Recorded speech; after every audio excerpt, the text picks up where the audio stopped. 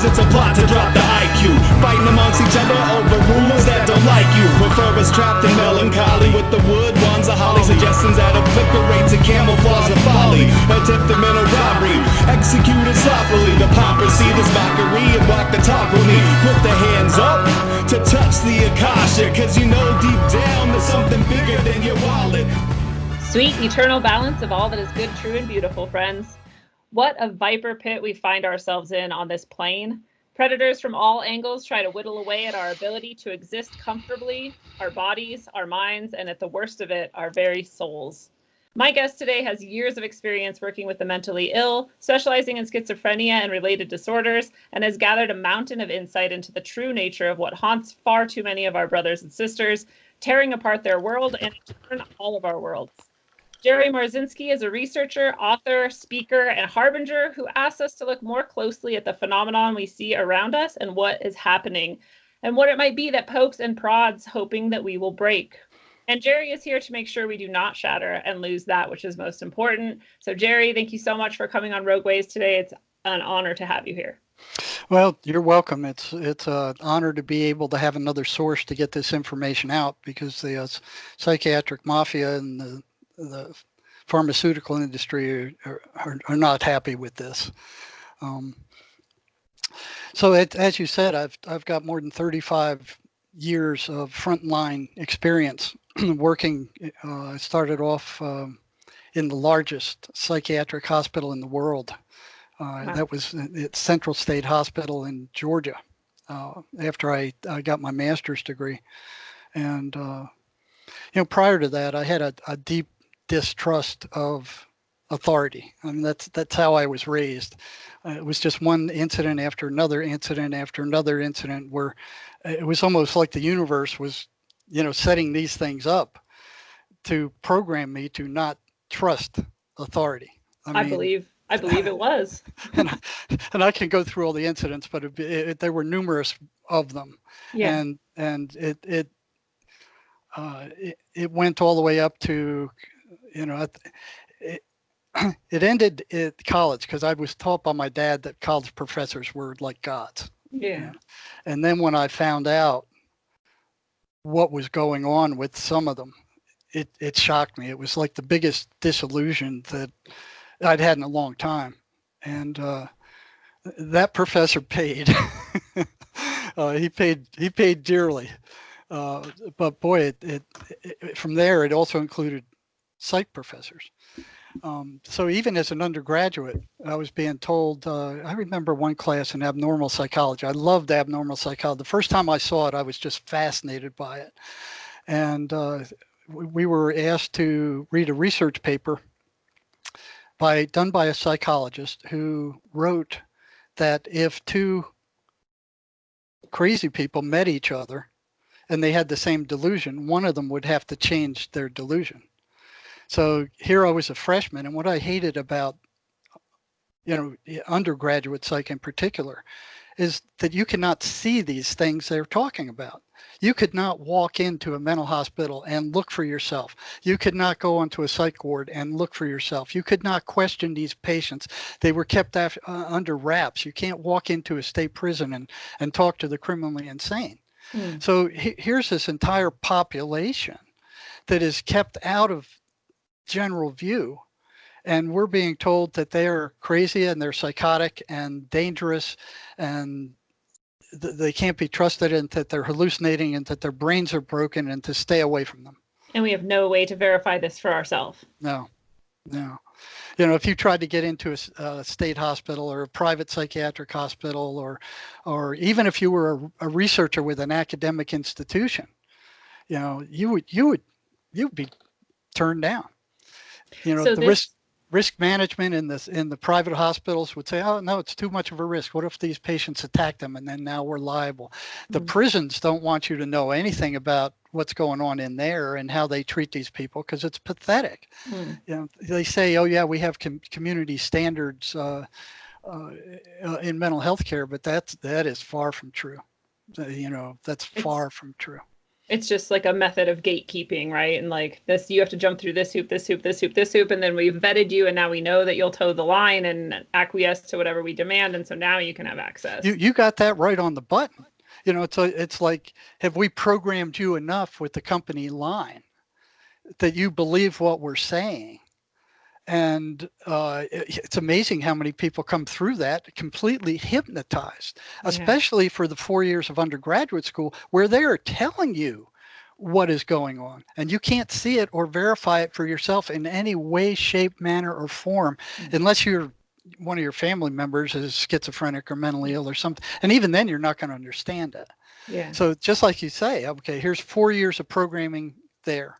Okay. And then the first time that I was given access to prisoners, and not necessarily mentally ill prisoners, was in my master's program. And then the PhD, all that disappeared again. And you talk about piled higher and deeper. Oh my heaven, you talk about the programming there. It was just suffocating. It's just absolutely suffocating. So as I'm coming through undergraduate, the first time I came, here's this distrust of authority, not liking that I can't check out anything that they're telling me, right? Except an experimental psych. You could go in there and you could see if you do this with rats, they will do this, and humans do the same thing.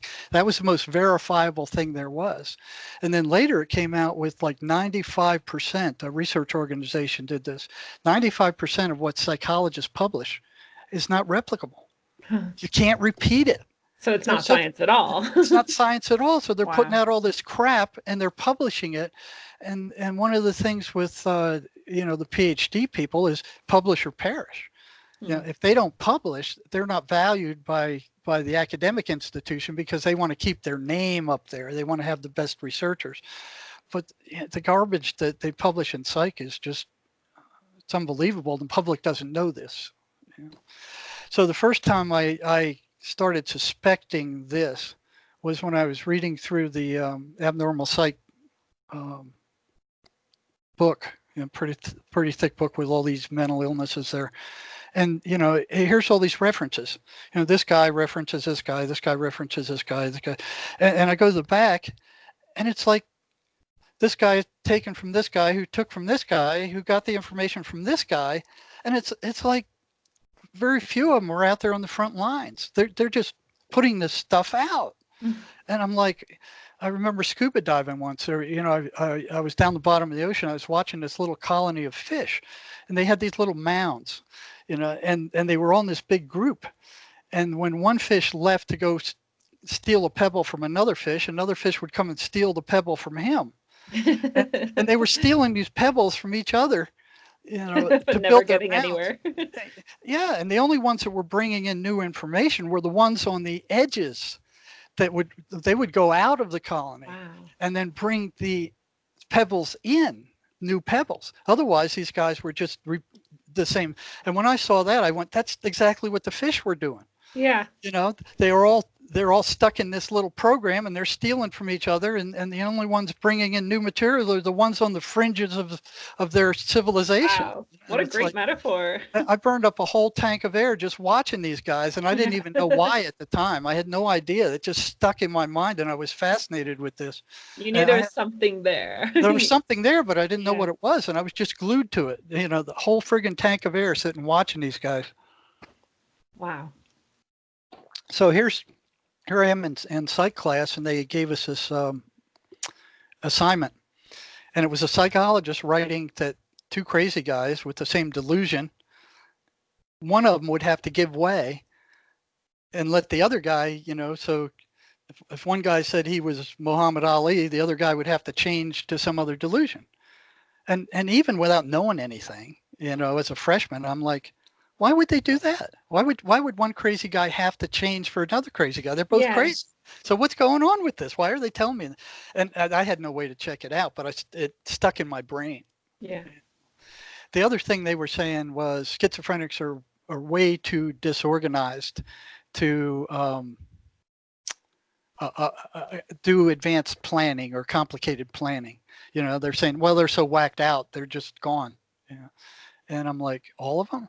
Yeah. And those two things stuck in my mind. And now you fast forward about 10 years to the state hospital, and I'm working in one of the psychiatric units and doing my rounds, and I'm checking for new patients who came in overnight, or see who's causing problems, seeing who's rehabilitatable. And here's this new guy walking around talking to himself, and I kind of snuck up behind him, and I'm trying to listen to what he had to say. And I couldn't get too close, but what I did hear was like if you hear a one-way telephone conversation, it was a coherent from that side. It was obvious he was talking to somebody, and it wasn't just word salad or inane words. I mean, there was a conversation going on, and I could hear him respond to one side of it. And I'm like, what's going on there? Yeah. And then he caught me, and I had introduced myself, and said, "You must be new here. I haven't seen you before." He said, "I just got in," and I said, "What's your name?" And he said, "I'm Jesus Christ." So I'm thinking, "Oh, okay." I looked him in the eye and I said, "No, you can't be Jesus Christ because I am." And I stood You're testing the theory. Yeah, I'm stood there waiting to see what he's doing, what he's going to do. And he looks like confused. He's like, thinking, and I'm waiting on pins and needles to see what he's going to say. Thinking, here's this, could this be? Is this going to check out? And then he looks up at me and he goes, "Okay, we can both be Jesus Christ." And he good job. And I'm like, damn, they lied again. How many more lies have they told me? Yeah. So here it is, going from what I distrusted to finding. Now, of course, once I was programmed to distrust, I was looking for that kind of stuff. The guys who were fully programmed, they weren't looking. They knew what the truth was. They weren't asking any questions. They didn't. So I was programmed. Yeah. No, they didn't. I was programmed totally differently. Another one that came up was it was pretty interesting. This was the disorganized theory. A friend of mine was working on another psychiatric unit at the hospital, and one day I went over to visit him in his office, and here's his psychiatrist there. Now, the state hospital there didn't have the highest quality psychiatrist you could find. I mean, some of them were pretty questionable. This guy was really bizarre. The psychiatrist for his unit he was American, but he dressed like Sigmund Freud. He had a jacket like Sigmund Freud. He had a mustache and beard like Sigmund Freud. He smoked a pipe like Sigmund Freud. Wow. He looked as much as like Sigmund Freud as you could look. And here he is in a psychiatric hospital, smoking this pipe. And Ed introduced me to him, and he said, "You need to see this guy." And both of us are looking at, I walked away and I went, "Oh my God." So he was the psychiatrist for that unit. A few months later, Ed calls up again and he says, "Hey, you need to come over here. You need to see this. This is, hurry up before they fix it." Yeah. And I said, what are you talking about? He said, "Just get over here." So he went over there, and we went to the psychiatrist's office, this Sigmund Freud's office, and looked in there. And here was this pile of shit in the middle of his desk shaped like a pipe. Oh, wow. What had happened is that a schizophrenic from 3 floors up, okay, now each of these floors is manned by attendants. Yeah. This psychotic guy slipped down 3 floors, all manned by staff at like 3 or 4 in the morning. Wow. Went to this psychiatrist's office, picked the lock somehow, broke in, got up on his desk, and took a crap in the middle of his desk, shaped it into a pipe, and then escaped the hospital. Wow. He got away, and they never found him. Wow. So here's another one. Oh, they're telling me they're so disorganized. They can't. It was amazing what that guy pulled off. That is amazing. So after that, it's like, how many other lies have they told me? Right. Are the voices really hallucination? And they didn't even mention the voices hardly at all. They just said schizophrenics hallucinate. Mm-hmm. They're broken from reality. They're what these things they see and hear and experience are hallucinations due to chemical imbalance of their brain. They've been trying to explain it for years. I mean, first they blamed the mothers. Oh, the mother ate something bad, or the mother was the mother this, it's her fault. Then they went to genetics, and they couldn't prove anything with genetics. And if you go through the history of psychosis, that's all the way back to Egypt. I mean, it's bizarre what they're doing. The most recent one is there's some now coming up. Well, it's due to the food they eat, and the big one that has been totally disproved is the chemical imbalance theory. There's something wrong with their brain. Their brain isn't firing right. But they say, okay, the brain is chemically imbalanced. They don't even know what's imbalanced. They don't even know what the chemical balance of the brain should be. Yeah. They don't know what's out of balance. So there's, I don't know how many neurotransmitters. There's a bunch, 13 or more. They don't know which ones are out of balance by how much, and they don't have any tests at all. None, zero tests to measure what is out of balance. So, here I am when I first got to the state hospital. I'm like asking every psychiatrist I work with, every psych nurse I work with, and a lot of the attendant staff, what causes this? And it's like the honest ones, and there were few of them, said, well, we really don't know. There were some psychiatrists who did say that. Good for them. The majority of them would say, oh, it's a chemical imbalance in the brain. And I'd watch what they do. So they pull a patient in and they'll go, okay, what are you experiencing? And, even prior to that, I got to go through, because a lot of people who have schizophrenic family have no idea what's going on with these people. So the average schizophrenic, before they ever get to a hospital, okay, they're wandering around doing their own business, and all of a sudden these voices appear in their head that sound like their own thoughts. I mean, there's not a lot of difference between how they sound as far as voice volume and temper and anything else than went through their heads normally, except the messages are way different. Yeah. They're way different. They're always consistently negative. And here they are struggling with what's going on with me. I mean, this isn't right. Something's wrong. This voice or voices are telling me all these things, and I don't think they're me, but I'm not sure, because I've been taught that every thought that comes through my head belongs to me in some way, shape, or form. So it must be me. Who else could it be? I remember in the doctoral program, the whole time I was going through graduate school, I was like waiting for them to teach me, where do thoughts come from? Yeah. Where do they come from? What are they, and where do they come from? Unmentioned. Nobody can answer this question, and it's the same as, where does consciousness come from, right? Or what is consciousness? We don't know, and so especially materialist scientists want to stay away from it. These things are different. I mean, consciousness is independent of these things, but they do impinge on it greatly. Agreed. So I have 2 years into the doctoral program. I mean, I'm feeling suffocated. I mean, just absolutely suffocated. All the free time that I've had was taken away. If you didn't brownie some of the professors, they were enemies. And if they found you had any free time at all, they'd take it and pile something more on it. After 2 years, nobody had graduated from that program, and it was supposed to be. They advertised it as one of the best in the country, but nobody had graduated from it. That's how it makes it so good. Nobody made it through up to the. So that amazed me in and of itself. So after a lecture on, and now this was an ex-preacher giving this lecture to second-year PhD students in psychology.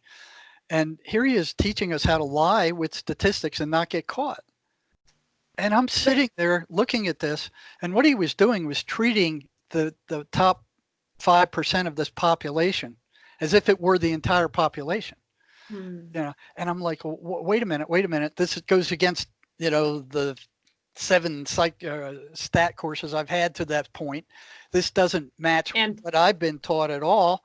and it So I goes raised against ethics. I mean, I didn't know, I couldn't conceive that anybody would do that. yeah. You know, especially a PhD professor. It just was inconceivable to me. Okay, yeah. You know, even though I didn't fully trust them, I didn't think they would go that far. Right. You know, as to actually teach how to lie Yeah. and how to deceive the population that they will be publishing for. And we have to go back to why, right? Because the real reason why is just to keep their status and their job and their money flowing. That's it, right? Publish or perish. All Yeah. selfish. There's no thought about how it Right. affects people. And like, okay, you guys go out and you're going to publish stuff, and this is a good way to get published without anybody catching you.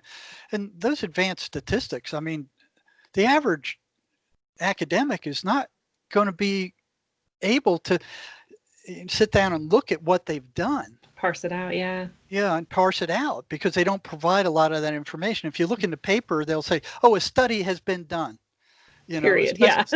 especially with Trump. Oh, a study has been done that says Trump is failing, and you look and it was done with all Democrats when you actually look. Yeah. You know, so it's like it was inconceivable, and you know, I raised my hand and I said, "Well, wait a minute, how could this be?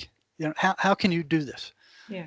And I'll never forget his response. It was like, if they're not smart enough to catch it, it's their fault. Wow. And my head just went boom. That's like the root of evil, you know? It was. If you can't see me doing this, then it's Yeah, your yeah, fault. I did it to you. And I'm looking around at all the other students, and they're all glued to looking at this guy like, oh, that's how it's done. Except for Wow. one, Tom. I looked at Tom. He was like a hippie guy, kind of like I was. And he's like, he looks at me and he goes, and then we look back because we didn't want him To know, seeing yeah. us, you know. Oh my God. So that was my first, and he was the head of the department. Wow. He was the head of the department. So second year, here he is again. He's giving us a lecture, and he's done with his lecture. And he goes, "Is there any questions over anything?" And I go, "Yeah, I got to come raise my hand." And he goes, "Yeah." I said, "Where do thoughts come from?" And he just stood there like, you know, like, who would ask such a question? He's like, no, I mean other questions, not that one. Yeah, but he didn't say that with his mouth. He said it Right. with his face. And he stood there stunned for like probably 10, 15 seconds before he could come up with something. And I didn't realize, I mean, I was wanting the information. I didn't realize that I embarrassed him, because I found out later that you're not supposed to look stupid in front of students. I found that out the hard way. And he said, I'll talk to you after the lecture. So I went up there after the lecture, and he, boom, out of the room. And I went, uh-oh, I'm in trouble. Ooh. You know, so it's like, and then there was another time where I was the teaching assistant for a group of master students, and the group was going pretty well. You know, when they wanted to know, you know, I'd say, well, okay, this is what a schizophrenic looks like. This is what they act like. This is how you deal with, you know, so I had all this clinical stuff behind me. So the groups were always interesting. Yeah. Then the professor comes in, the guy the head of the master's department comes in one day, and he goes, "I'd like to watch your group." I said, "Yeah, come on in, fine." He sat down, and yeah, things were rocking along just fine. And then a student asked me a question that I didn't know the answer to. Mm. And I went, "Well, I don't know. I don't know that answer. I don't know that." And you know, the group broke up, and he comes over to me and he says, "I want to see you after group. You come to my office." And I'm like, "What's this all about?" And so I sit down, and he sits down in the chair, and he looks at me and he goes, "Don't you ever tell a student you don't know the answer to something." And I'm like, "What?" You're like, but I don't know. My head is warped. And I'm saying, but I didn't know. You don't tell them that. You say you'll find out. You know, or you know, I'll get you in. But some Or of we'll those come questions back they to didn't that or have something. the answers to either. You know. Well, yeah. So what I started suspecting was that if that's the case, this guy probably just made up stuff. Yes. When he was hit with something, rather than go research it, he probably just made something up, and they didn't know any better. You know, it felt like the the undergraduate stuff again. I mean, they could tell you anything, and you didn't know. And it's all propped up on like smoke and mirrors and lies. And when you get down to it, like how much of it is actually, built on anything substantial, and for what? And in the reality, it's like the most intelligent people know that they don't know everything. And the most intelligent people are capable of admitting, like, oh, I actually don't know. That's a great question.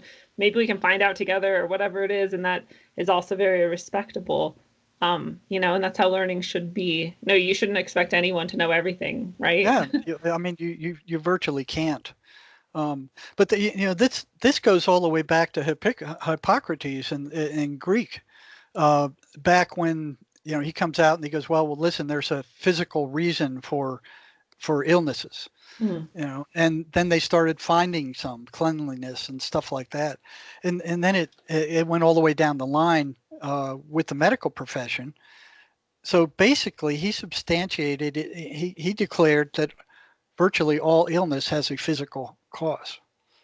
And medical science has taken that an awful long way, because an awful lot of physical illnesses have a physical cause. Right. But then when you get into mental illnesses, it just breaks down completely. Well, and there's even with physical illness, often there's a psycho-spiritual root of them, right? So I've had moments where I've been in great danger, and so I have a huge stress response, and I have crazy things happen to my body, So like that, right? And that didn't come from it's kind of, they're like interactive at the very least, right? Yeah. Well, if you go down to it, it's like the shamans say, all illness is spiritually based. I would put my money there more than anywhere else. They're saying the spirit gets sick first and the body follows suit. Right. Yeah. But our medical science, the other way around, spirit does not exist, and you're a machine. And that's how a lot of these doctors treat you, like a broken machine. You go in for surgery, you're a broken machine, But I think at some level, spirit gets sick first. Right. But the medical profession, it's not that way. No. And it goes all the way, like I said, all the way back to Hippocrates. Then when it failed here, let me see where that listing is. I tried to organize this stuff, but it didn't come out very well. I got to do more organization. So all the way back to Egyptian days, there were accounts of schizophrenics. Huh. Okay. That's fascinating. And that was in their papyrus type stuff. It was there. They didn't know what to do about it, but they wrote about it. Hippocrates in 375 BC he comes along and says, well, all illness has a physical cause. And then he started finding some uncleanliness, some of the common ones. Okay, and then that just went and went and went until you have medical science today, completely knocking out any spiritual stuff. And that's one thing about psychology all the way through, from undergraduate to master's to PhD. There is no mention of spirit. There is no mention of a soul. It's treated like it doesn't exist. Yeah. And I remember when I was starving for spiritual material.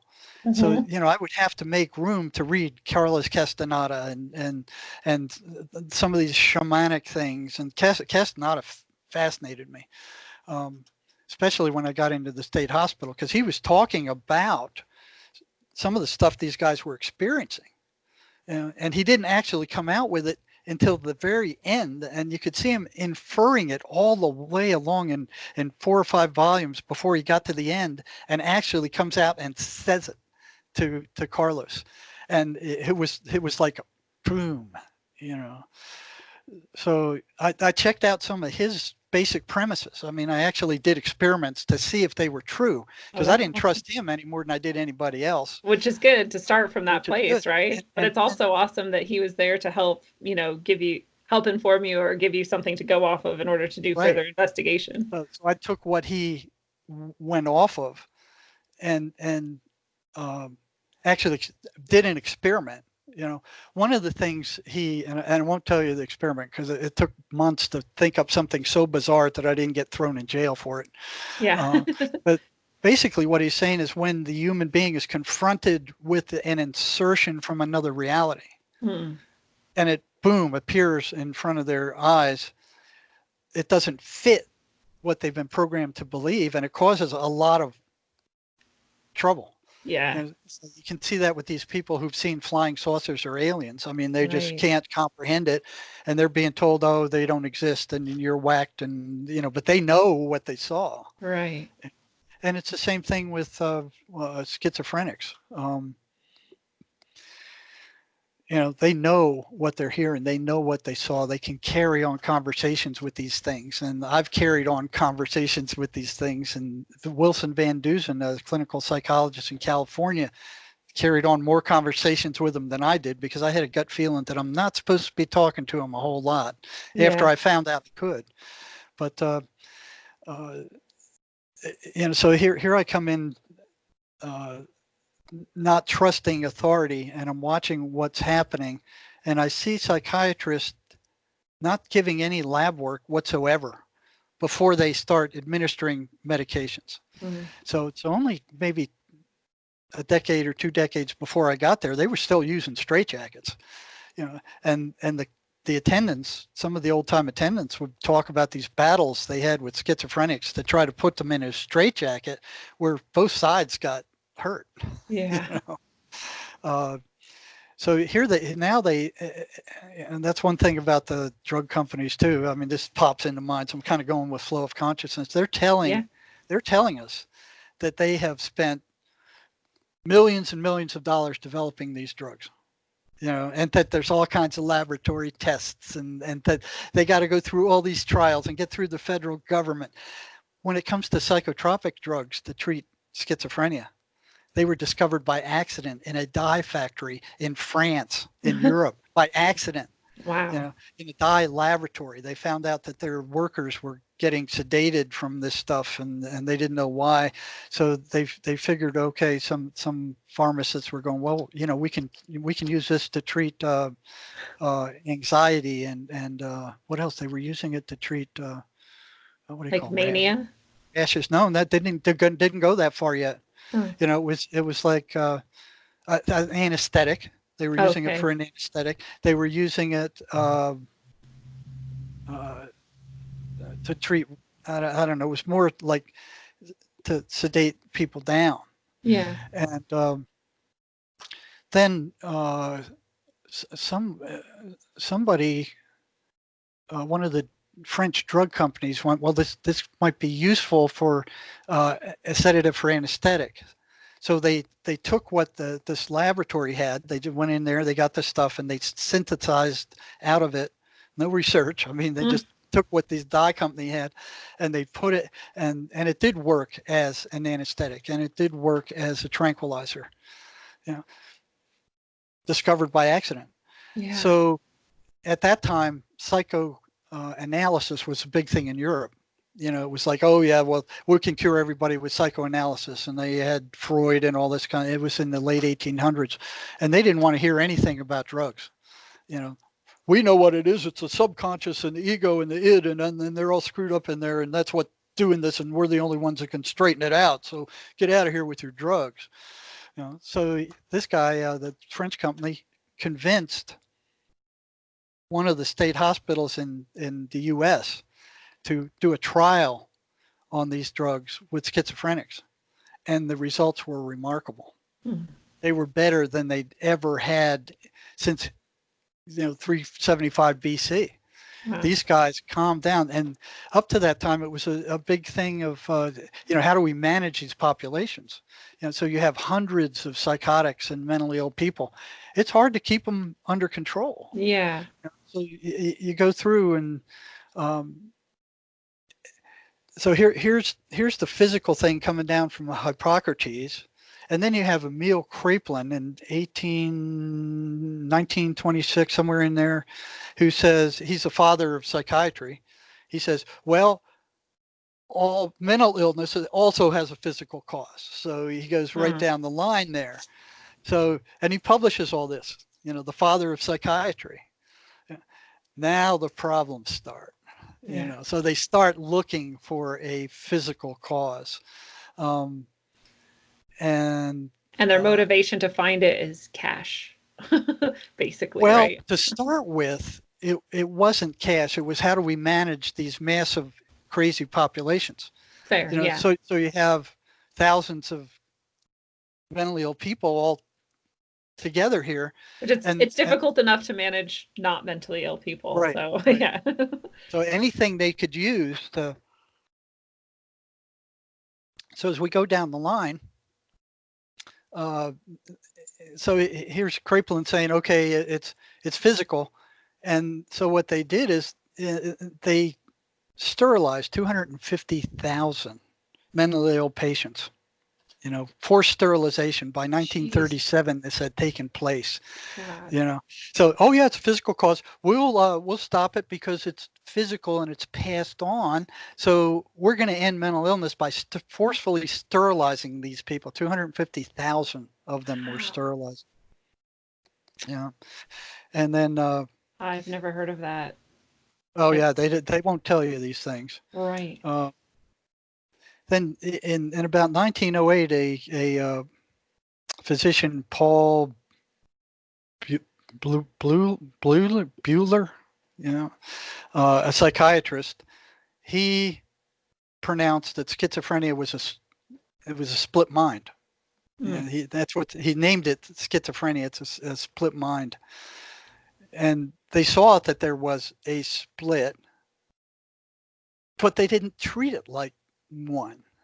It didn't engender any curiosity about what was it that split off.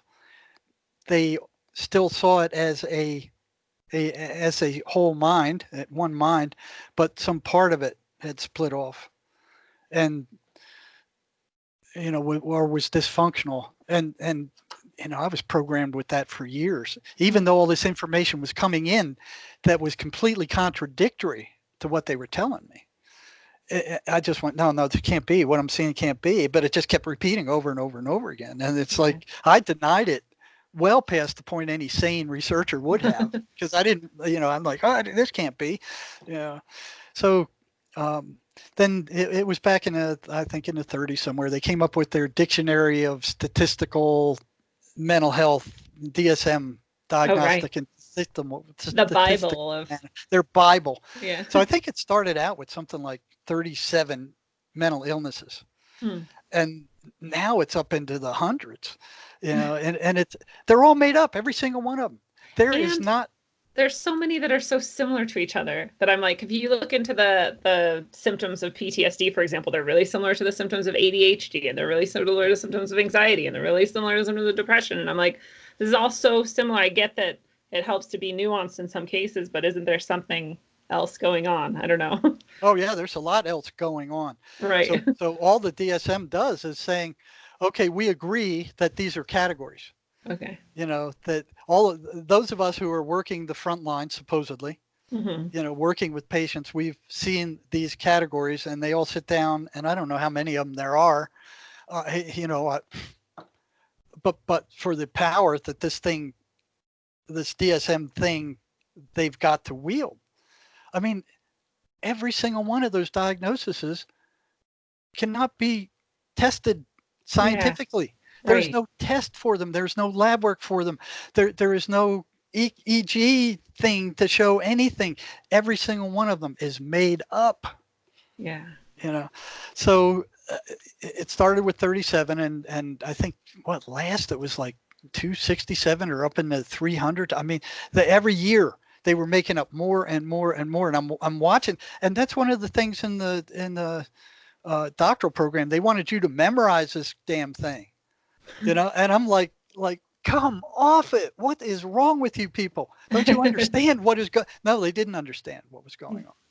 Yeah, and that was one of the first things I saw with psychiatry. They had no tests.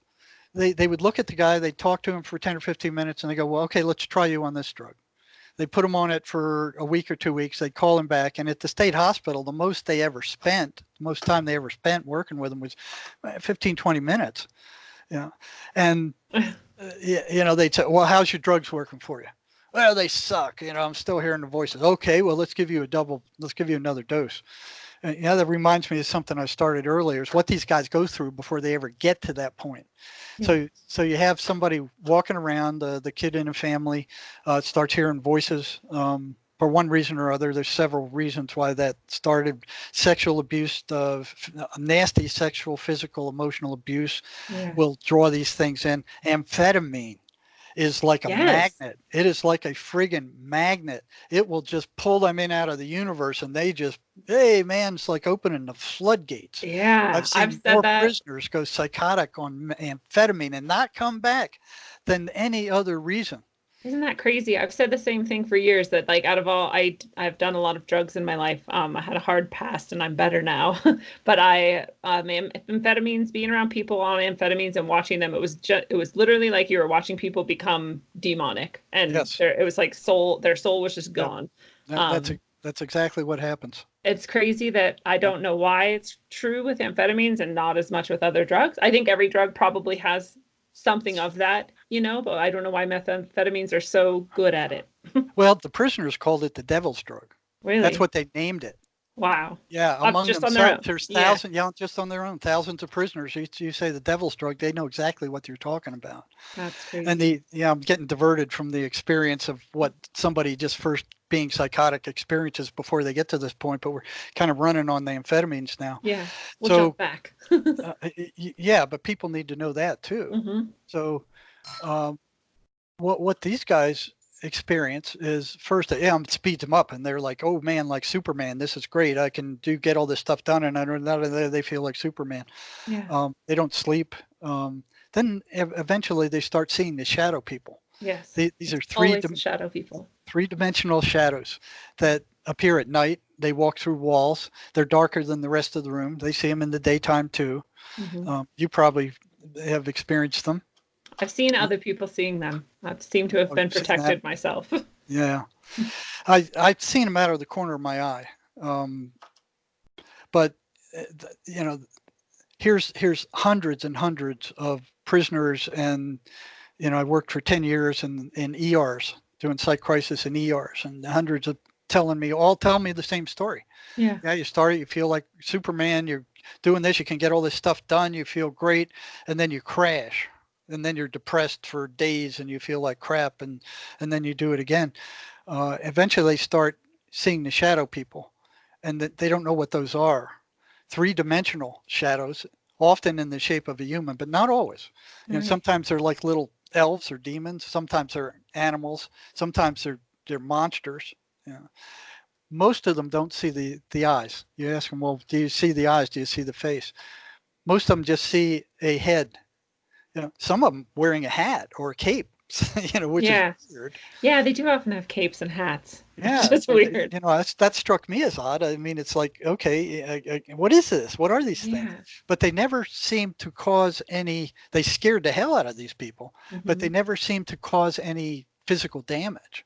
They would often wake up and hear these things are standing over them, looking down at them while they're in their bed, which freaks them out. Yeah. or they're sitting around and they see one walking across or come through the wall or something like that. And then I found out, I just kept asking them, well, what did you see? What did you see? Describe it. Some of them started seeing the eyes. And that was rare.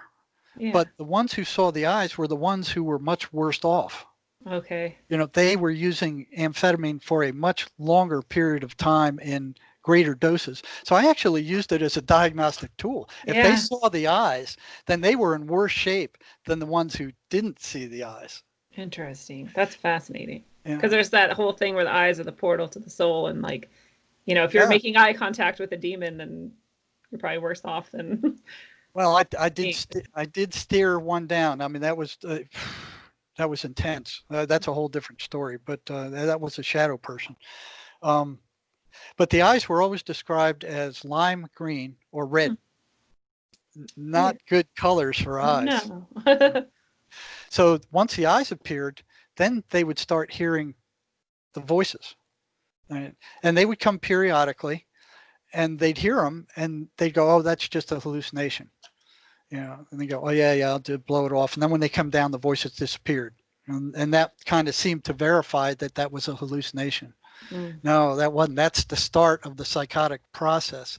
So they'd go do it again, and then they'd hear the voices again, and then they'd go, "Oh, that's only a hallucination." And then the more they did it, the more the voices came, and that might have gone on for months until one day the voices didn't go away, and they were stuck with them for the rest of their life. They were now as psychotic as any lunatic found in the bedlam. They're Right. as crazy as anybody else, And now they have to take those antipsychotic drugs which rot out their peripheral nervous system, Which have no basis in any scientific testing, except let's no, they work. just throw this at this person and see what the effect is. Well, that's how they start off with that, but those drugs work to reduce the symptoms.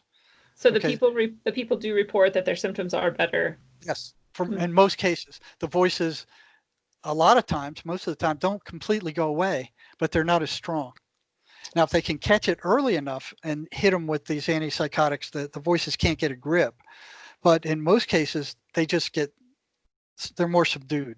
It's kind of like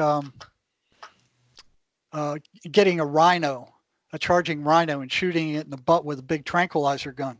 And it falls over and it's laying there like trying to get up. But soon as that tranquilizer wears off, man, that thing gets up and bam, it's right at you again. And that's exactly what happens with schizophrenics.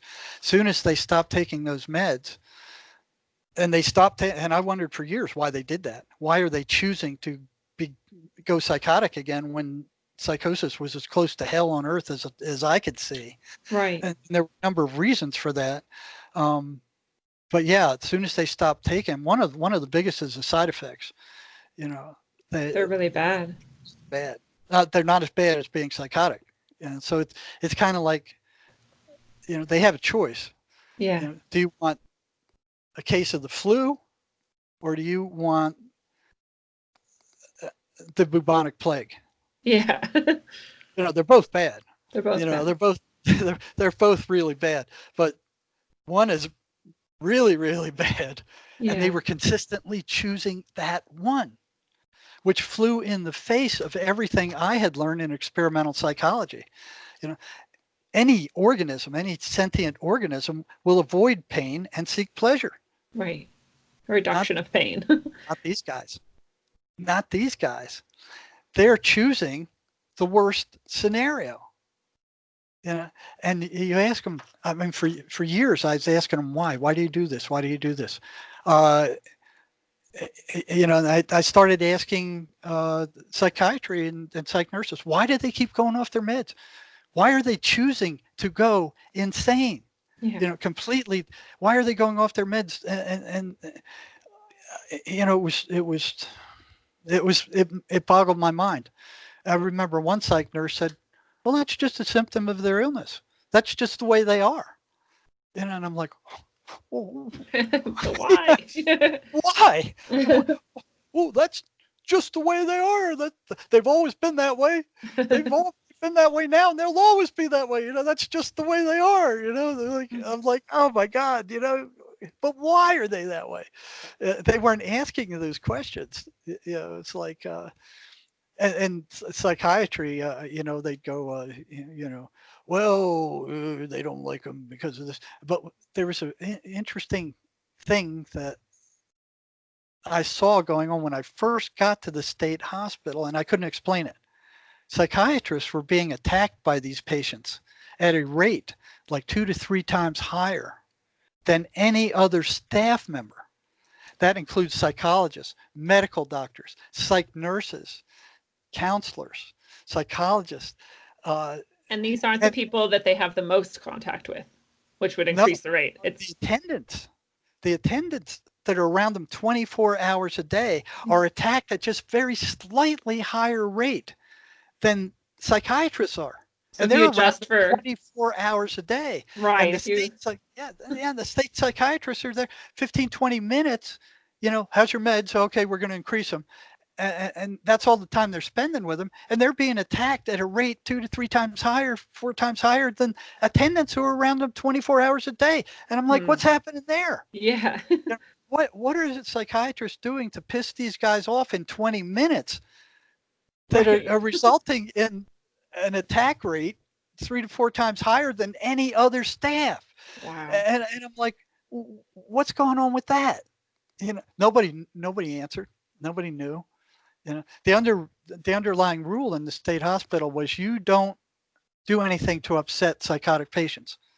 And I was breaking that rule by asking them about their voices, because they got upset sometimes. The voices got upset sometimes. And I got in trouble with psychiatry more than once for asking them about their voices and what they were telling them and what they were doing and what they were saying and how they were reacting to things. And twice they went to psychiatrists and they told them that I was irritating them by asking them about their voices. And boy, I got called up on the red carpet. You do not do anything to upset these patients. I got enough trouble. I don't need you upsetting patients. You're making them worse. You're reinforcing their hallucinations by asking them questions about them. You're making them wrong, and you're making the patients worse. And I'm like, well, wait, that's not what I've seen. Who's the doctor, me or you? I'm like, oh God, And in yes, reality, sir. Yeah. And in reality, it's they're clearly identifying the possible sources of like a relief from, or however you want to phrase that, right? Like the voices seem to be identifying what it is that's going to stop them from being effective with their target, right? Well, which is you and medication. That's turned out to be exactly right. They were attacking the psychiatrists because of the medication.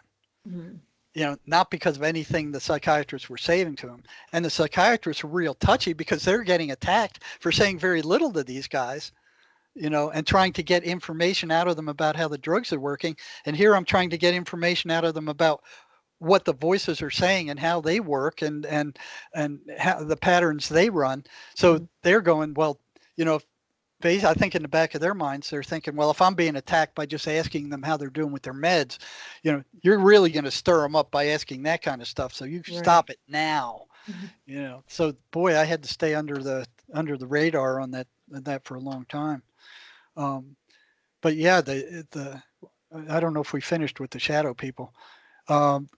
When later years, when I got to the prison, I talked to one prisoner who told me about an experiment he ran with the shadow people. And man, I was all ears, 'cause I'd never seen them myself. It was all, firsthand information from people who had experienced them. And here's somebody who's curious enough to do an experiment with them. And I was all ears. I'm like, tell me about this. Tell me. So this happened in Arizona. Before he got to prison, he was using a lot of meth, and he had a friend who was using a lot of meth, and they were both seeing the shadow people. And their question is do you have to be on meth to see them? So what they did is they got in their pickup truck, they got meth. I think they were injecting it, and they went out to an Indian reservation way out in the middle of the desert at night, drove up this dirt road at night and stopped and parked. And one of them injected the meth and the other one didn't. So he's standing there and he goes, okay, I see one. There he is over there. You see him by the tree? And the other guy goes, no, I don't see him. He goes, well, there's another one. He's over by that rock. You see him? And no, I don't see him either. So they came to the determination that they needed to be on the meth, at least in this case, to see him. Wow. So after this first guy saw a bunch and this other guy didn't see any, he shot up also. Now their question was, are we seeing the same ones? Well, I love this experiment. I was fascinated. I was like, wow, man, I would have done that if I could have. And the other guy shot up, and then they're going, yeah, here's one over there. You see him? Yeah, I see him. Oh, well, what's he doing? Tell me what he's doing. Well, he's doing this. And after doing that for a while, they came to the conclusion that they were both seeing the same thing. See, that's they were both insane. seeing the same shadow people. And I'm like, wow, listen to this. And what I'd known is what the prisoners told me is that when the shadow people see them paying attention to them, and the prisoners called them the tree people because they saw them sitting in the trees all the time in the shadows of the trees. They Huh. could clearly see them up there. But almost all of them told me is when they paid attention to them and they stared at them, they started moving in on them. Mm. They started coming toward them. And Isn't that was that funny that there's that idea, like when you stare at the abyss, it stares back? This I is never kind of thought like that about idea. but that, but not only stares back, it It comes for you, yeah. comes for them. So it was coming. And that was enough to scare most of them off. Hmm. They stopped looking and they just went on their way. Wow. But these guys, no, so here they are with all these shadow people, both of them shot up in the middle of this Indian reservation on a dirt road, 60 miles from anywhere Yeah. where nobody is. And here's a whole ring of shadow people all around them, and they're Wow. all closing in on them. Yikes. And they're like, holy shit. They got in the truck and locked the doors. So, and then they watched them from the truck. And I'm like, well, they must have known that these things can go through Anything. anything. Yeah. But why are they feeling safe locking themselves in the truck? Yeah. But they were drugged up, and who knows what they were thinking. But Right. I'm Right. glad they were at least Yeah. thinking this much. And then they said the back of the truck went down like a giant boulder hit it. The Whoa. truck recoiled. They went bam, and the front went up. And they turned around, and he said they saw the whole back of the truck was loaded with shadow people. Wow. And I'm like, uh-oh. For me, it was like, I thought these things were something like ghosts. I Right. didn't think they had any weight. I mean, how could Physical. they affect physical reality if they could go through it? How could they do that? And something in the back of my mind was like red light, red light. If they can do that, what else can they do? Yeah. And I asked the guy, I said, well, what'd you do? And he goes, well, we started the truck and got out of there. We almost wrecked it getting out of there. And I asked him, did they follow you? Did they stay in the back of the truck? And he said, no. And I'm like, wow, man, heavy. Why? So literally, yeah. Wow. Uh, Yeah, that is fascinating because I would have also had the same idea that they wouldn't be physical, but it makes sense given some other experiences that I've had where physical objects move, and that maybe, and I've always wondered if like the amount of attention you give it also can affect like how powerful it can kind of interact with you or not. So that would depends also, on whether it's fear or not. If it's fear, it Interesting. feeds it. right. Now, I have Good point. talked to patients where they felt these things walk through them. Ugh. They saw them walk through them. And I asked them if they could feel it, and they said definitely they could feel it. Yeah. But they never seemed to try to possess them. Mhm. They never seemed to physically threaten them. They never spoke, except for I did meet one patient in the ER on Christmas Eve who came in, and this guy had been injecting meth for 10 years. Ugh. He had spoken to them. Wow. That was a terrifying story. I don't know. Do you want that story? Yeah, let's do it. Okay. Well, he comes in, and there wasn't a lot of, I hated being there Christmas Eve, but somebody had to man the ER. Yeah. So somebody had to have a coverage for psych crisis. And this guy comes in, and they brought him back out of the medical part of the ER and put him in the psych annex, and he's shaking like a leaf. He's just like this all the time. The whole time he's sitting there shaking like a leaf. Seemed fairly personable, brought him in and, started talking to him. He said he's been using meth, and then I found out he's been injecting for 10 years, and I'm going, he should have been dead 6 years ago. Seriously. Yeah. He shouldn't be alive right now. So I'm going, this is a very different case.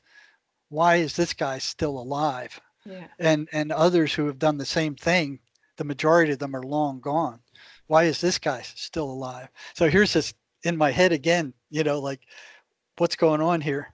Yeah. And it's something that just kicks in, and it goes, find out what's going on. It's a puzzle. Yeah. and I can't. Yeah, it's a puzzle, and it's like my wife works these jigsaw puzzles, and she just goes, that would drive me crazy. But when something like this comes up, it's like boom. Hey, how's this fit? Where's this go? How it's like, how does this all mesh? And what, Right. how does this mesh? It's like boom. It's like this giant computer goes in, and like, how does this all fit in? And uh, this was something that was way on out there. You know, it was a piece that was way, way on out there. And it's like, here it comes. And I'm like, what the hell do I do with this?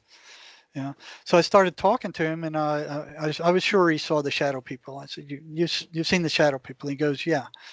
And I said, did you see their eyes? He goes, oh, yeah, I see their eyes all the time. And I said, and I always ask this because I'm thinking, do they speak? And 99% of the time, these guys would say they didn't. This guy said they did. He said they spoke to him. And I'm like, well, that's really unusual. So next thing I want to know, well, what are they saying? Yeah. So I asked him, I said, what did they sound like? And he mimics this high-pitched, squeaky voice that just gave me the shudders. It was like, it was just that's eerie, high-pitched, squeaky voice, and it just made me shudder just to listen to it. You know, it was weird. And you know, and I asked him, I said, well, what did they tell you? And he said, they told me to go jump in front of traffic and that I would be okay. And right after he said that, it was like this other world. I mean, he was shaking from the time he walked into the ER, just trembling. He went perfectly calm. Perfectly calm.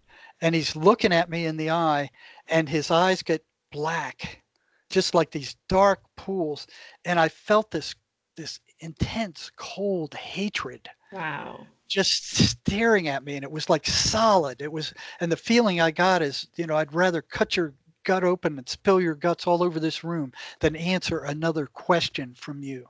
Wow. But one thing I'd learned over all these years is you can't show any fear. You know, you can't, even if you can't show it.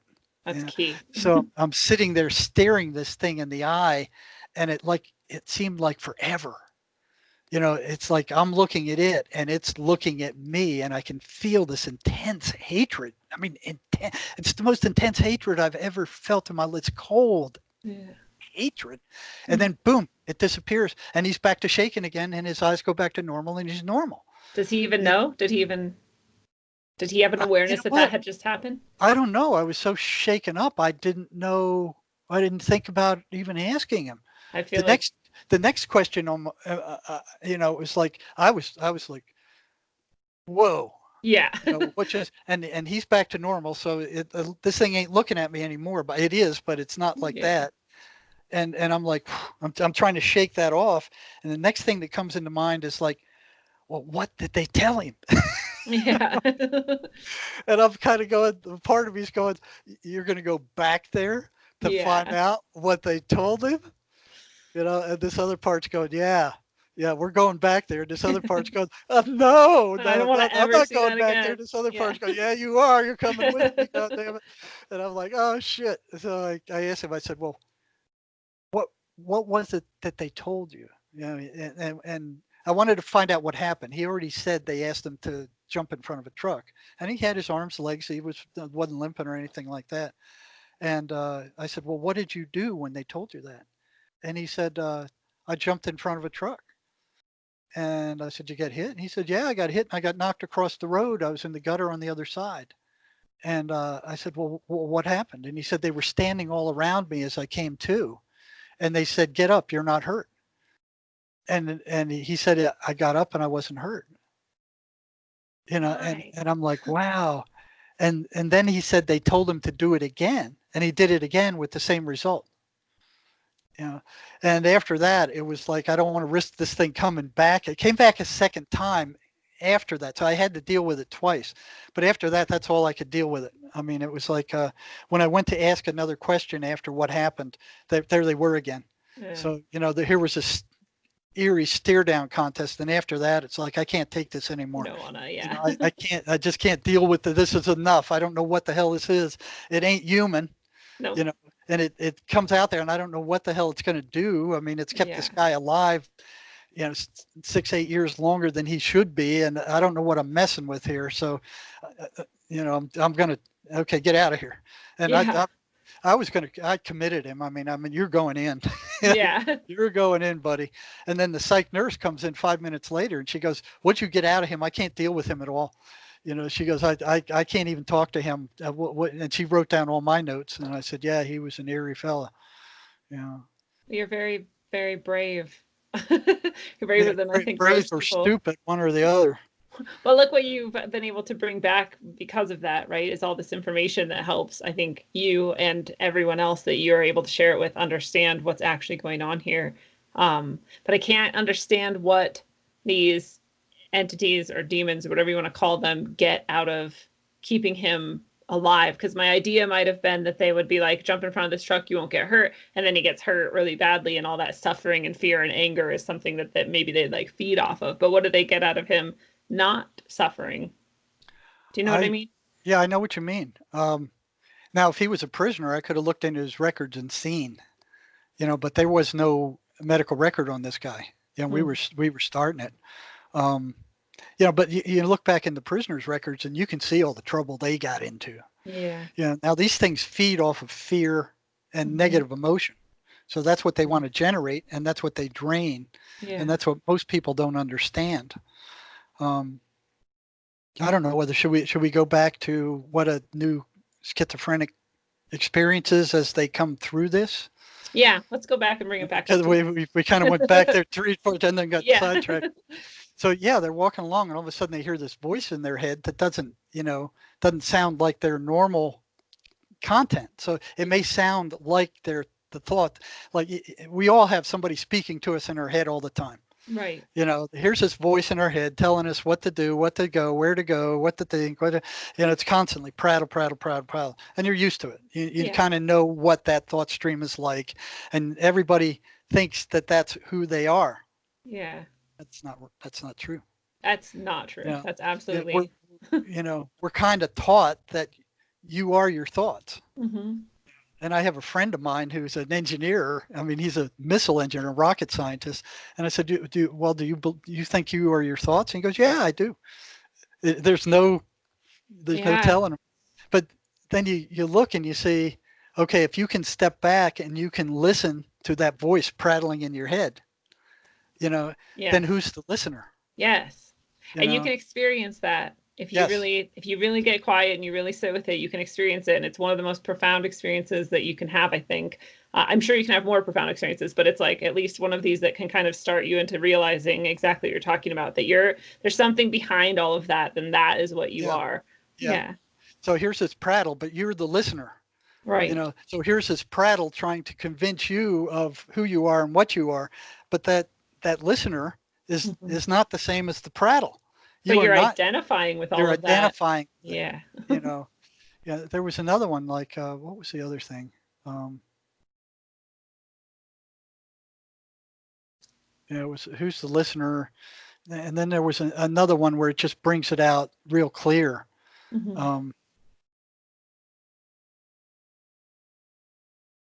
I forgot what, maybe it'll come. But yeah, that's one thing that's key to understanding schizophrenics, is that those voices do not belong to them. Yeah. And like our thoughts do not belong to us. And Emanuel Swedenborg, a Christian mystic, said none of your thoughts belong to you. They come in from other places. Like a radio station, you tune into that station.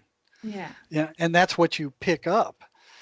And schizophrenics are tuned into a very dark station, and there's something that doesn't want them to change the dial. Doesn't want them to even realize that it's not them, right? Because it would be so difficult, especially if you're in a place where you still haven't realized that you're not your thoughts, and then those thoughts start coming through and you think that is you. How difficult would it be to try to stop that or change it in any way? Very, very difficult. Right. First they're confused. So, okay, here's their normal thought stream that's been like that for years. I mean, a lot of them have suffered, like I said, extreme physical, emotional, sexual abuse. And then you got the drug guys. So their lives haven't been very pleasant, to start with, and they've attracted a lot of negative stuff. And once you're on that, you're looking for it, and then you're attracting more. Then all of a sudden, here comes these thoughts that are worse than your normal thoughts, and their intention is not yours. Yeah. Like the thought might tell them, well, they're standing on a bridge, and the thought might say, well, why don't you jump? Or they're driving in traffic, and the thought might say, hey, what would happen if you just swerved over into the other lane? Yeah. Stuff like that. And the intent is very different than what their normal thought stream is. And then they're kind of going, well, okay, what is this? I don't think it's me, because it's very dark. It's telling me to do things that I know will get me in trouble. I've listened to them before, and I've gotten in trouble before. I don't think they're me. And a lot of them will just go ask the voices, like, who are you? And you know what they say? What do they say? We are you. We. We are you. They want them to think that the voices are who they are. Now, if they can convince them of that, then you got these guys with the AK-47s, mowing down people out in the middle of nowhere. It's not that gun that are killing people. It's these voices that have taken control of this guy. And then they go, oh yeah, that take away the guns. I mean, you look at friggin' Detroit, they got more gun laws than Carter has liver pills. I mean, it's so intense with laws, and they have the highest shooting rate of anywhere in the United States.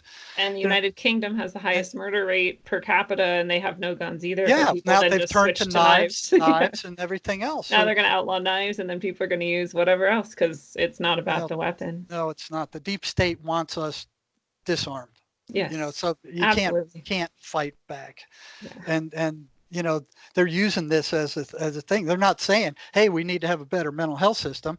No, we need to get rid of the guns. And even though the evidence is we need to defund the mental health system, in fact, so that we have more people. And I don't know how deep you go, but there's also this idea that they intentionally break people's psyches, so that these, I think, entities can come through and then cause this sort of chaos more easily. You got MK Ultra and those guys. You got the CIA into all kinds of nefarious stuff. But it gets bizarre. So then I wanted to ask you if when these voices are coming through and they're, clearly of this darker nature, and they're trying to make people believe that this is them, and maybe people start to distrust that or wonder if it really is them, or why is this voice trying to get me to hurt people or do these things? But isn't there something that they can try to kind of convince people that they have like insight or power because they can know things that the person wouldn't already normally know, and that maybe will convince people to like trust them maybe, or something? Well, that happens. It happens. It doesn't happen frequently, but it happens enough to know that it happens. And I got a lot of stories about that where they told the patient stuff that they could not have known. See, that they could not have known. Key for people to understand that there is something going on here that is outside of this person. Oh yeah. Right. Yeah. Okay, I'm going to go into a couple of stories since this is where we're led, but remind me to go back to the experiences of what the new guys. Okay. Remember, we tried to get there like 5 times. We keep drifting off to these other interesting things. So one of the most interesting of those stories was a guy that I worked with in the prison. He was a prisoner. He'd been psychotic for decades. He was as curious about his voices as I was. And what I was doing there was experimenting with different ways to disrupt them. How can you disrupt them and weaken them? And there was a lot of stuff that happened with that as I was experimenting. But he did recover fully. Wow. We got rid of the voices. He relapsed once, going back after like 3 weeks.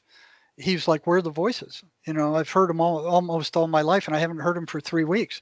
So he went back looking for them. Wow. And they came back, and he asked them, who are you? And they said, we'll show you who we are. And they attacked him all night. Wow. I mean, all night. He got no sleep. I went and looked him up because he didn't show up for his appointment, and he looked awful. They said, we'll show you who we are. And they just drained him to where he couldn't even get out of bed, and they told him, we will show you who we are. We again. We again. you know. So he So kind of invited them back in almost. he invited them back in. Mm. And I had one guy who actually went back because he got lonely. So we got rid of his voices, and he was a loner. He was a fairly docile guy. That's another interesting story. But when I got transferred to another unit, I checked in on him just to see how he was doing, and he said I invited him back. I was just too lonely. I couldn't live without him. Oh. But this fellow I was telling you about, one story he told me was that he was in San Diego. He was using a lot of drugs. The voices were pretty strong. He was in trouble with the law. He had $250, and the voices told him to take his $250, get 2 burlap bags, and drive up to, they said, we know where there's a Sesamilia pot field in Oregon. I mean, that's hundreds of miles from San Diego. So they told him, get 2 burlap bags, get your money, and we'll show you where it is. And he trusted them. A lot of them trust them, but they do provide result, but it's always to the detriment of the person in the long run. In the end, right? So yeah, in the end. So he gets his bag, he fills up his tank, and he drives up to Oregon, and they're telling him turn by turn where to go, all the way down these little roads. Google Maps without Google Maps. Yeah, without Google Maps. Yeah. And then he goes down this 23-mile dirt road, and it ends up at the base of this mountain. And he asks the voices, well, there's no more road. What do I do now? They said, well, get out of the car, take your burlap bags. There's a hiking trail off to the left. Follow it up about 3 miles, and you'll see what we're talking about. So he gets the burlap bag, goes up there, and here's this giant Sesamilia pot field, giant. And he goes up there and he cuts them down, fills the 2 burlap sacks, comes back down the mountain, throws them in his trunk. And he goes, well, okay, what do I do now? And they said, well, we know a park where you can sell them. So they tell him where this park is, and he goes out there and he sells this stuff. Apparently it's pretty good stuff, and he makes a small fortune, and he buys all the prostitutes he can handle. Wow. He buys all the liquor he can handle. He buys all the cocaine he wants. And what amazed me is these voices were fishermen. They wanted to go fishing. And I'm like, what? Yeah, they wanted to go fishing. He said, we went out to the Columbia River, and he said, I was the only one catching fish. He said, they told me where to throw the hook, how long to be there, and when to move on. Wow. And he said, I could see everybody else. They weren't catching anything, and I was pulling them in one after another. And I'm like, this is bizarre. Wow. And, it's like they want to pretend to be Jesus. Go feed you with our fish or whatever. I don't know. I never thought about it that way, but I was like, a fisherman. They want to be fishermen. They want to fish. They enjoy fishing. I'm like, what? What? And he goes, yeah, honest to God. And what was interesting with this guy was that I worked with him over 6 months, his deceased mother would come through every once in a while, and I was suspicious of that. Yeah. Because a lot of times they'll take the form of somebody like that and then, tell them stuff. And one thing they do is they have access. They have complete access to your entire memory. Yeah. So they can pull up anything that you got in there. Which and is they really can convincing. Mimic. Yes. To you. Exactly. Yeah. Make it really convincing. So I'm like really suspicious. And I kept asking him every time he told me his mother showed up, what did she say? And he would like, don't wear dirty underwear, wash your clothes, don't hang around with drug addicts, go to school, and, all that stuff. And it never changed. It was never anything negative. And I'd ask him anything negative at all. No. That was interesting. And then he'd say when the weaker voices came, his mother would show up and scare him away. But when his stronger ones came, she took off. Wow. So I found that interesting. It is interesting. That's the first time I've ever heard of that. After he recovered, he said, my mother wants to talk to you. And I said, well, okay, what does she have to say? And she said, thank you for helping me. Oh. And I said, well, you're welcome. I said, what are you doing over there? And she says, I'm checking people in. And I'm like, I went to ask her another question, and she said, everything you need to know is in the Bible. And she shut up. Wow. And that was it. I couldn't get anything else out of her. So maybe it really was her then. Oh, I think it was. Wow. Because I would be suspicious like you to think that maybe it was them pretending to be her, but she sounds like she was doing pretty good. The voices would never say anything like that. That positive, right. Interesting. Matter of fact, that's one of the first things I noticed at the state hospital was that the ones who tried to read the Bible, the voices got stronger. Huh. They didn't go to the religious gatherings where the preacher would have cake and ice cream. That was like primo stuff at the state hospital. Everybody went for that, except the schizophrenics. I'd notice on my ward that none of the schizophrenics went for that. And I started asking them questions and found out they didn't like the Bible. They didn't like preachers. And that the voices would react negatively to anything like that, any kind of religious anything. And I'm like, why would they do that? Why would a hallucination do that? Yeah. And it was consistent. Because they know exactly what can do them harm. Yeah, it's like the opposite. And we never did get to get back to the people coming in. Yeah, so, let's go back. so here they start hearing voices, and there's three things that happen. Is some of them come to the realization that those voices are not who they are, but they don't know what they are. Mm-hmm. And they know that they're tormenting them, but they know they're separate. Those are the guys who are in the best shape. They're easiest to help. They're not blaming themselves. They haven't bought the lie that they have a broken brain and that their situation is hopeless and that there's nothing they can do about it, that it's not them, it's whatever this thing is that they don't understand what it is. Then you got the guys in the middle who don't know. They're kind of halfway, well, I don't think it's me, but the psychiatrist is telling me that my brain is broken and I don't know what to believe, and maybe my brain is broken and maybe it's not, and they're confused about what's going on. And then the very worst off of those three groups are the ones who've bought into what psychiatry and the psychiatric mafia has told them, that they are broken, that there is no cure, that they're hopeless, that the only thing they can do is take these neurotoxic medications for the rest of their life and pay them for not only appointments every month, but then they have to pay for the prescription. Which, I mean, you talk about the mafia. I mean, the psychiatric mafia. I'm in Tucson, Arizona. So 60 miles south of here is the Mexican border. You can go across the border into a Mexican pharmacy and buy antipsychotic drugs at a very small fraction of the cost made by the same companies as here in the U.S. for $35-$40 for a month's supply. Wow. Here you're paying $750 to $800, mostly coming out of taxpayer money for county hospitals or private insurance, driving the cost of healthcare into the stratosphere. And you can do this without a prescription, because nobody in their right mind would take these drugs. Them, yeah. Nobody would take them. They're awful. They're not abusable. Yeah. Nobody wants to take them. Nobody will take them. Even if they need to take them, they won't take them. Yeah. But here's psychiatry going, oh, no, we need to prescribe it because we know what the deal is. And who knows? They might overdose and take more. They could do that with aspirin. I mean, it's mind-boggling what these people are doing. So you have to, unlike in Mexico where you can walk in and come out with $35, you got a month's supply. Here in the U.S., you got to make a psychiatry appointment. And those guys are dishing out meds like candy. So you can't get in there. I mean, you got to wait weeks to see these guys because they're dishing out all these antidepressants and anti-anxiety, and they're drugging down the population. They're busy doing that and not taking care of the mentally ill people. Yeah. So here they are psychotic for weeks before they can get in to see the psychiatrist.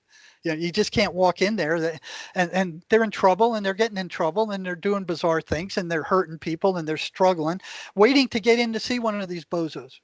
And then when they get there, it's like, oh, yeah, we'll give you this antipsychotic medication. I'll make an appointment in a month and see how you're doing. All right. So they're paying $150, $200 for that stupid appointment for this nonsense. Yes. And then they have to go to the pharmacy. And if they don't have insurance, they're paying another $700, $800 for a month's supply of these same drugs you could get across the border for $35. It's the biggest friggin' scam in the universe. Yeah. But that's the way they have taught the U.S. population. You have to go through us, especially for these drugs. I mean, that nobody wants. Yeah. Nobody wants, they're not abusable. Nobody in their right mind would take these things. And even insane people won't take these things. They won't take them. Nobody wants them. Why are these guys keeping such a grip? Other than the money, the drug companies are making $3.6 billion a year selling these neurotoxic medicines that rot out the peripheral nervous system. Ugh, They don't want a cure. no. They're on a gravy train, and the psychiatrists are right there with them, making up all these fake illnesses that they put in their DSM-3s, and then the friggin' pharmacies come along behind the drug makers and go, "Oh yeah, we got a drug for this thing. Yeah, we can cure anything with these drugs. Just like Yeah, come on." Yeah, handing out drugs. Hand out drugs. They're drugging down the entire population. You look at the TV commercials. Oh yeah, there's a Forciba and there's Exexa and mystery drug and Yeah. ask your doctor for a prescription. Yeah, he'll tell you. Yeah. So they're telling these guys to ask the doctors who don't know shit about what Yeah. it's insane. It's insane. Insanity. And then 6 months later, they're being sued for the damages these drugs do. And here they are saying, "Oh yeah, we got all this rigorous research that we've years and years of research to get these drugs." And a lot of times they're just changing one or two molecules and calling it something else. And it's a gravy train. They've got it just makes me furious. It's nuts what they're doing to the people. So disgusting. To the people. And they don't know any better. People don't know any better. They don't know what's going on. No, they're like desperate for help in this most vulnerable position, and this is all they have to go to is that lack of help. It's the opposite of help. So that's what the new guys are facing coming in. Yeah. So here they got this thing. They're being told after they visit. Well, first they tell their friends, and their friends are going, "Well, I don't hear voices. You're weird. You're possessed." They can't talk about them because the friends disappear. Yeah. People don't know what to do. People don't know, and the voices are telling them not to trust anybody. Your friends are cheating on you. Your boyfriend's cheating on you. Your girlfriend's cheating on you. Your parents don't have your best interest. I mean, they're telling them all this negative stuff about all the people around them. Not to trust them. They're trying to break off those contacts. So they tell the parents, and the parents said, "Well, there's something wrong with you. We got to take you to a psychiatrist." And they go into the psychiatrist. Psychiatrist say, "Oh yeah, you're hearing voices. You're crazy. Okay, you're psychotic. You're schizophrenic. You got to here. We got these medicines. You got to take them every day. And you come back in a month." Well, they take those things and make them feel like crap. They all these nasty side effects. Dry mouth, sexual dysfunction. I mean, there's just this pages of nasty side effects. So they're kind of going, "Oh, I hate this crap." So they go in the next month. They go, the voices have got less, but this stuff's awful. I can't stand it. What else you got? "Oh, well, we got this one.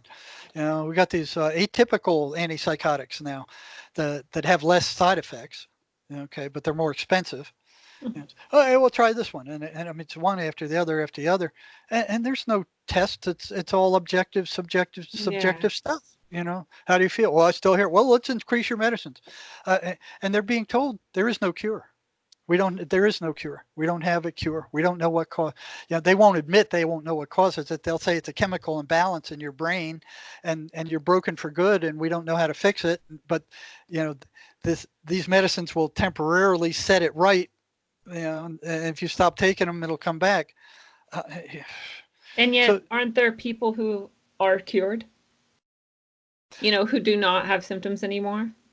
There are. They just ignore this. That happens. Well, it depends. It's rare enough that they don't consider it. It does happen. Sherry, my cohort, who's been there for years. I mean, you might want to interview her after me because she's been there. Yeah. And I met her while working in the prison, and we were both doing prison reform stuff. So I couldn't attack my own prison system because they wiped me out. But we were both attacking the Alabama prison system, which is one of the worst. I mean, it's on the bottom of the scale.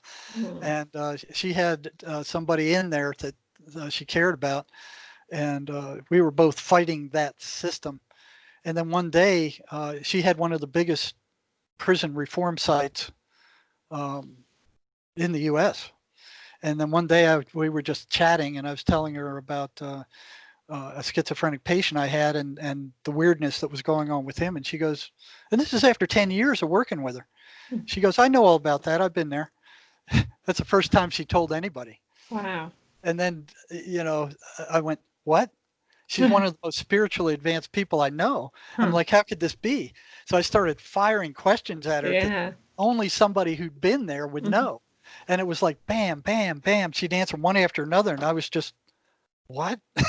Wow. What? She found the way to get out, which was exactly what I found. I was experimenting with a bunch of different areas, and she found one channel that was very powerful.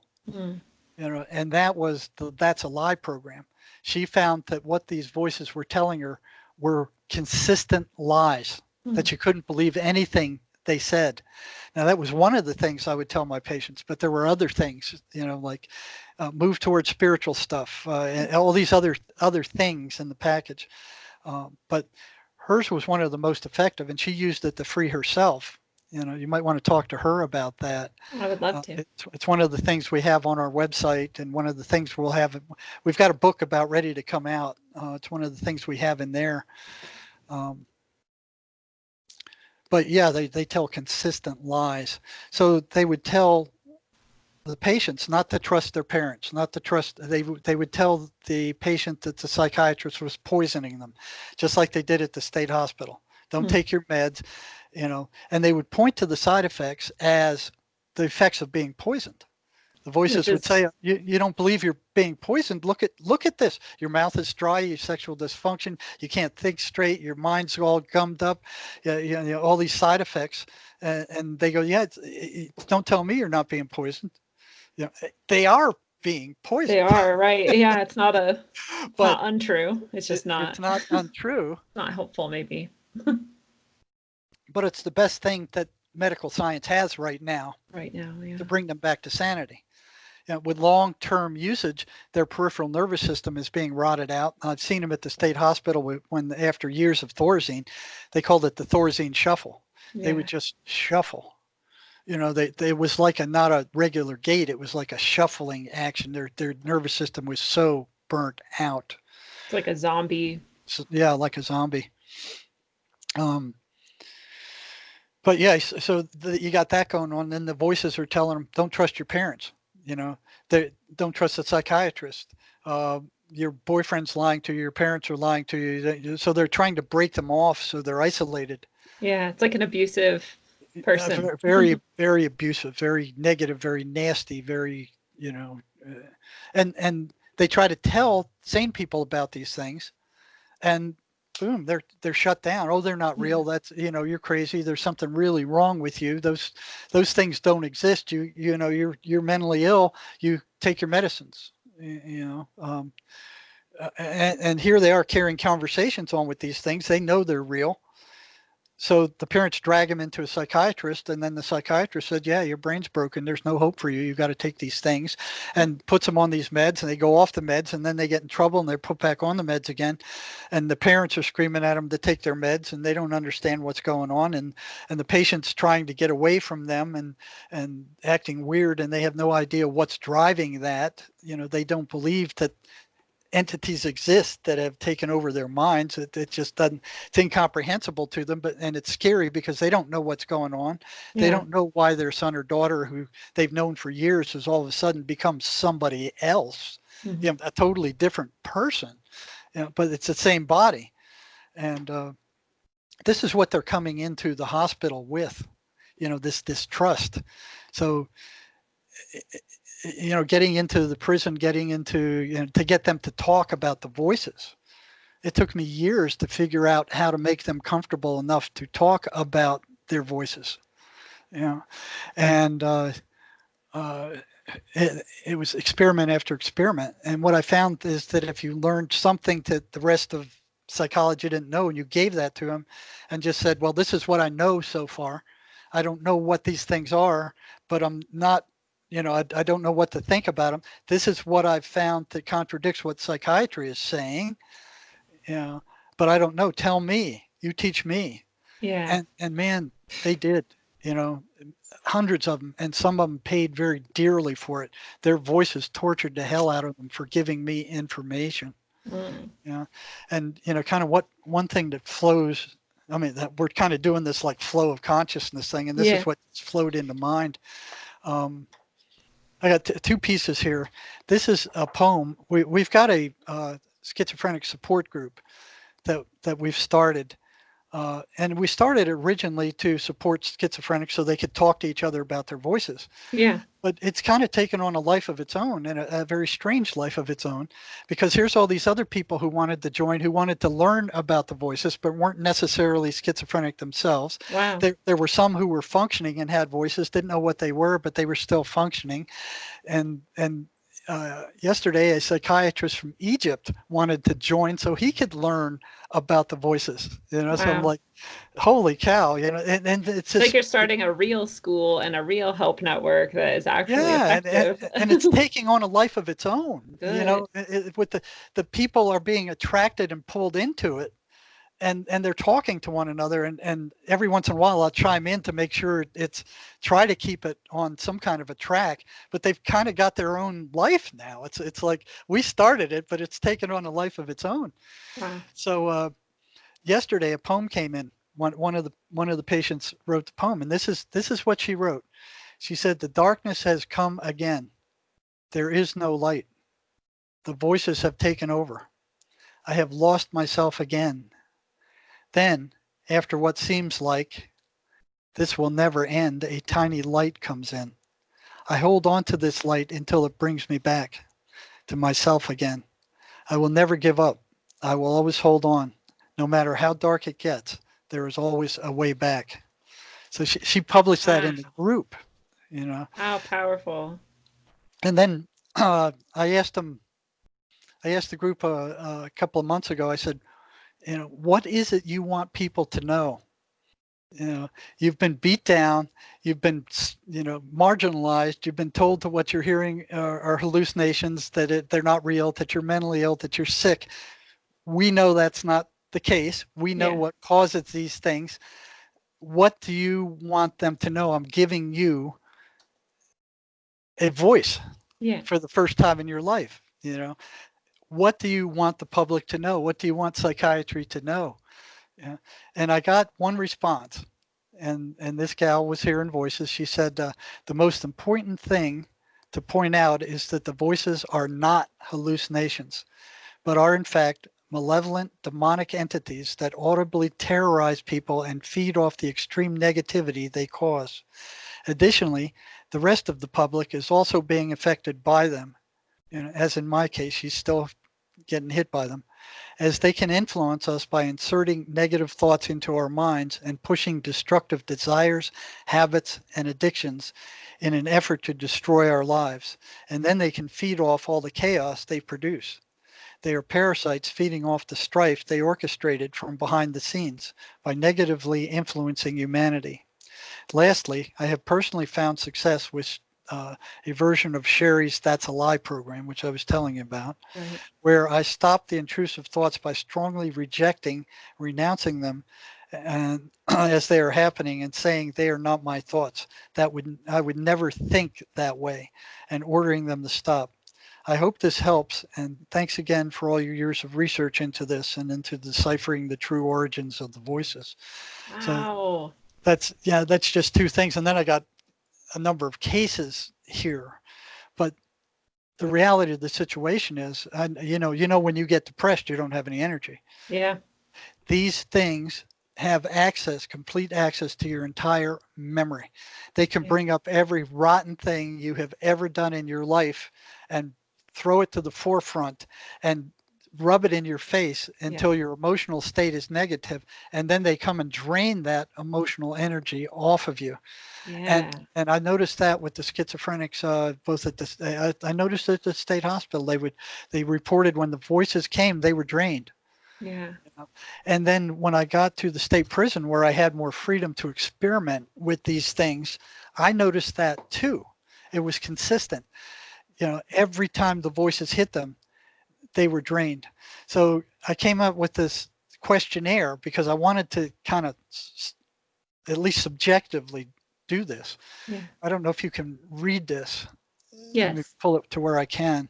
So you can see in the first place, it's how much energy did you have before the voices came.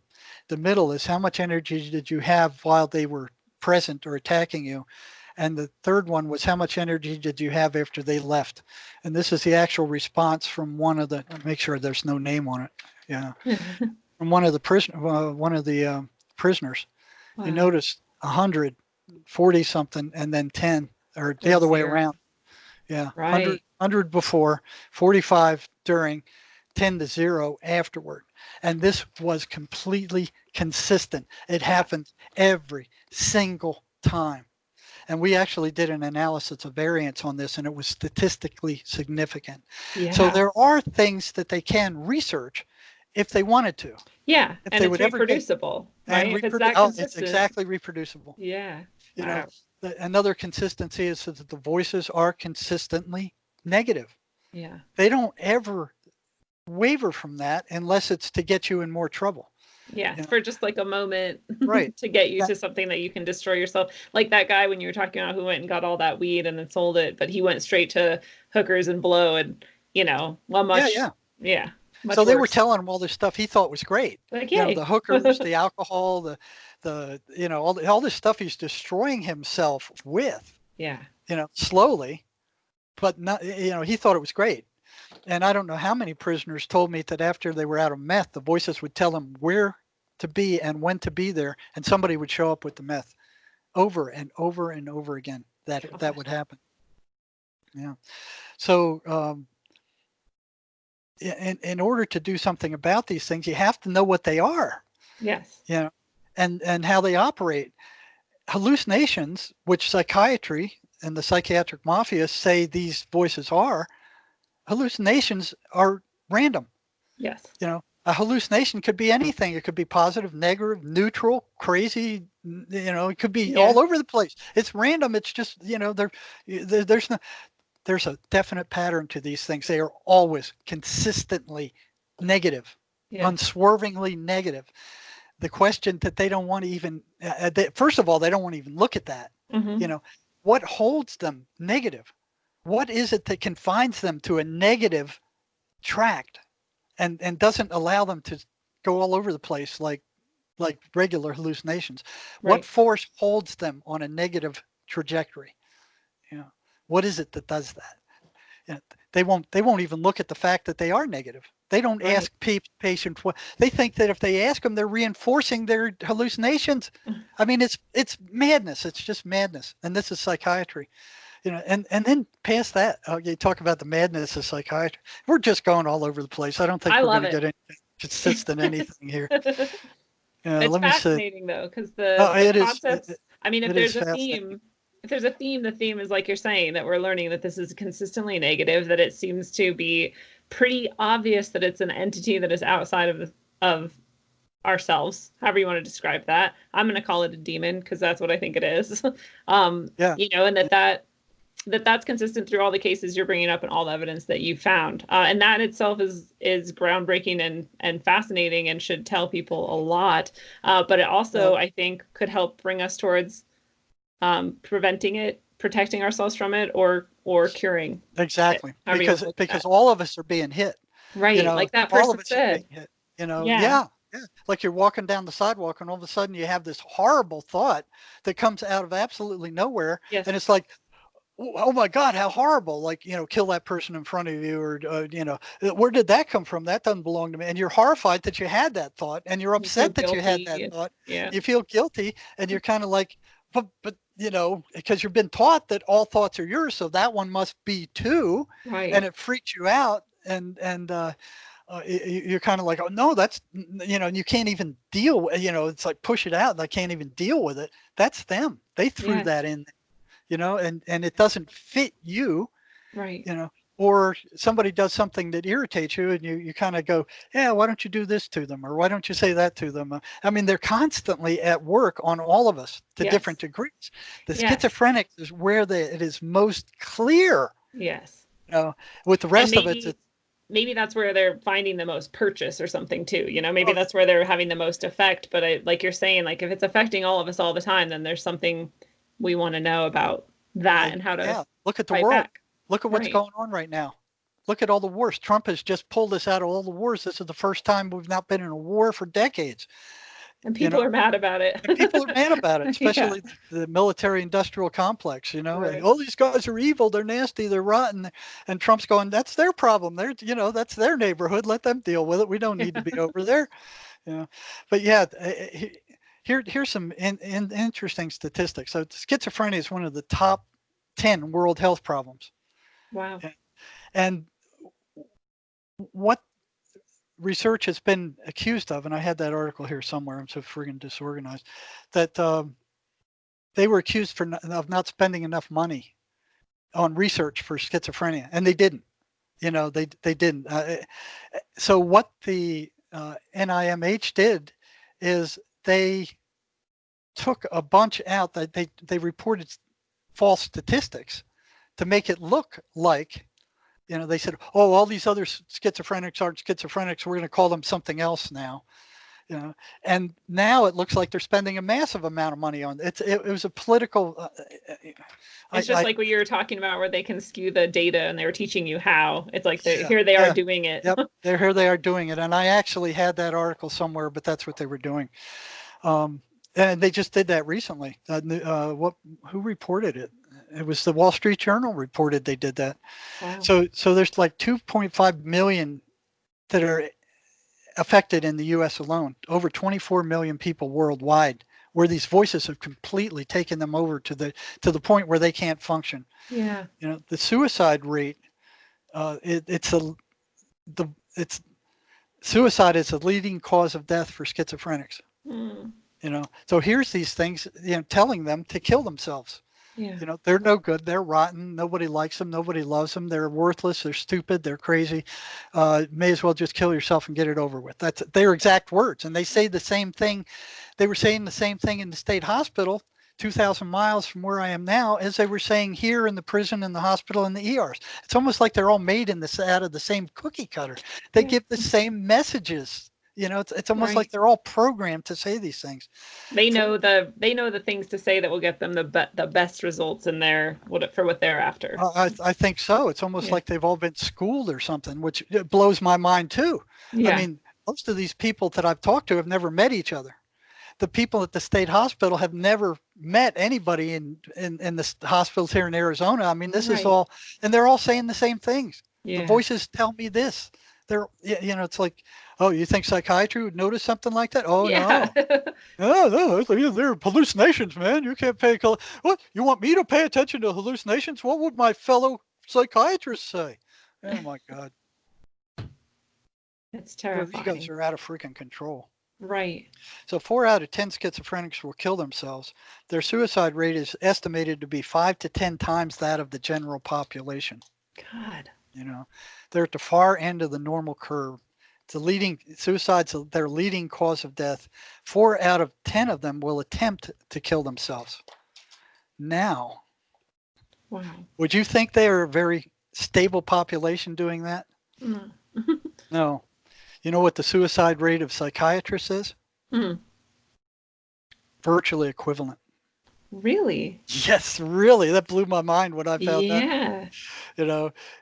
According to the Journal of American Medical Association, the suicide rate for psychiatrists is 65 out of 100,000, or 5.9 times higher than that of the general population, which is equivalent to the suicide rate of schizophrenics, which is 5 to 10 times that of the population. Well, so why do you think that is? They're immersed in this, in dealing with these people who are afflicted with these entities, and maybe that kind of rubs off on them, or? I suspect it. I mean, these are supposed to be the nation's mental health experts. Yeah, right. And their suicide rate is equivalent with psychotics. Oh, that's terrifying. That won't come out. I mean, they would tell you that. Well, and do you know if psychiatrists know this about themselves? Are they going into this knowing that they may likely be heading towards suicide? You got to be kidding.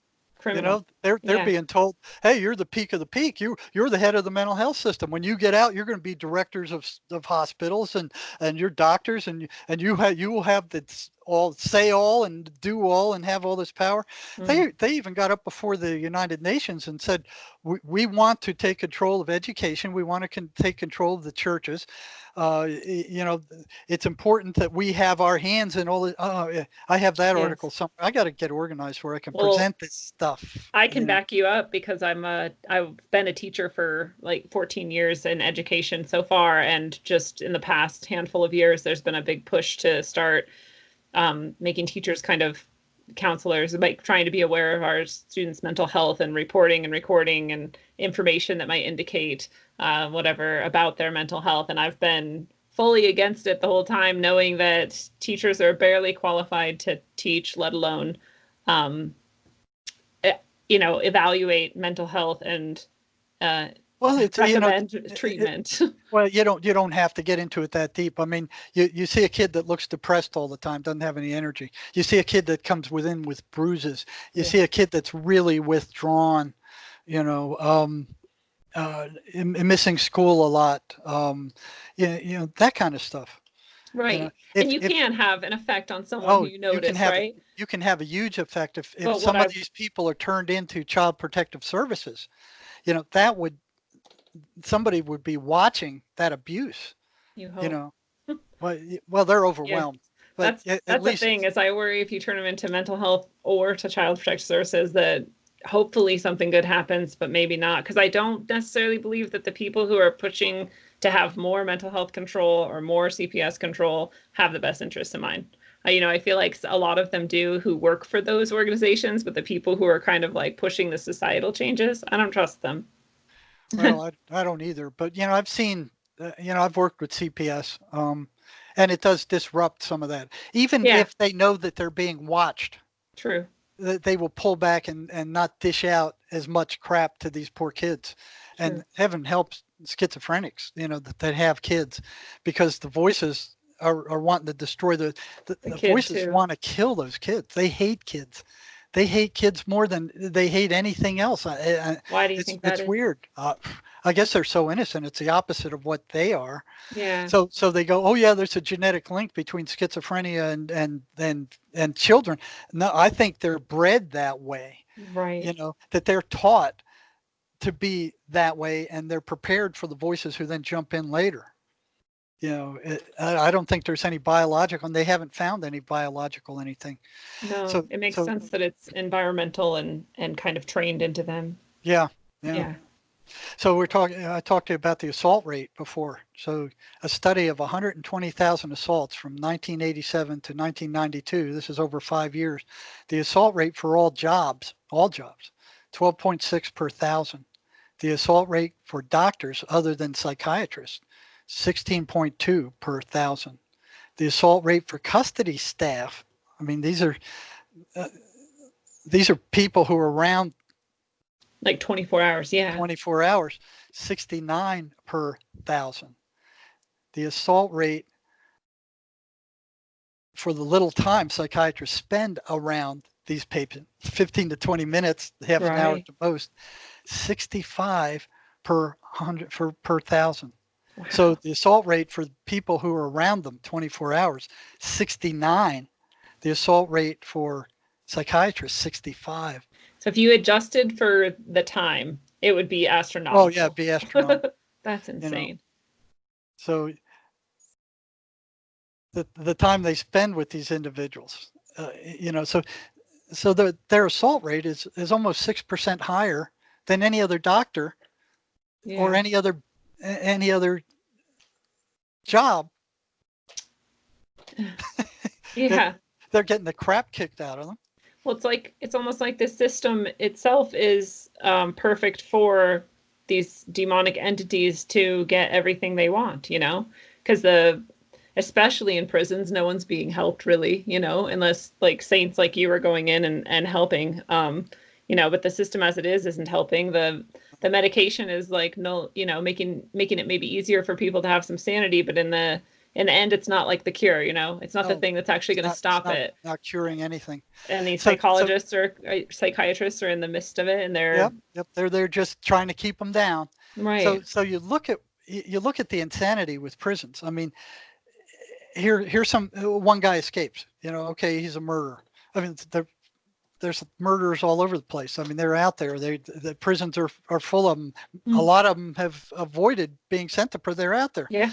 So here comes the mainstream media going, "Oh man, this murderer has escaped. Lock your doors. He's loose. He's loose in the city. He got out. He's roaming the streets. Close your windows. Lock your doors. Get your gun." And here's a whipping up everybody into this frenzy for this one guy that got out. Yet at the same time, every day they are releasing people that are in much worse shape with $50 in the first case and 2 weeks worth of psychotic medications.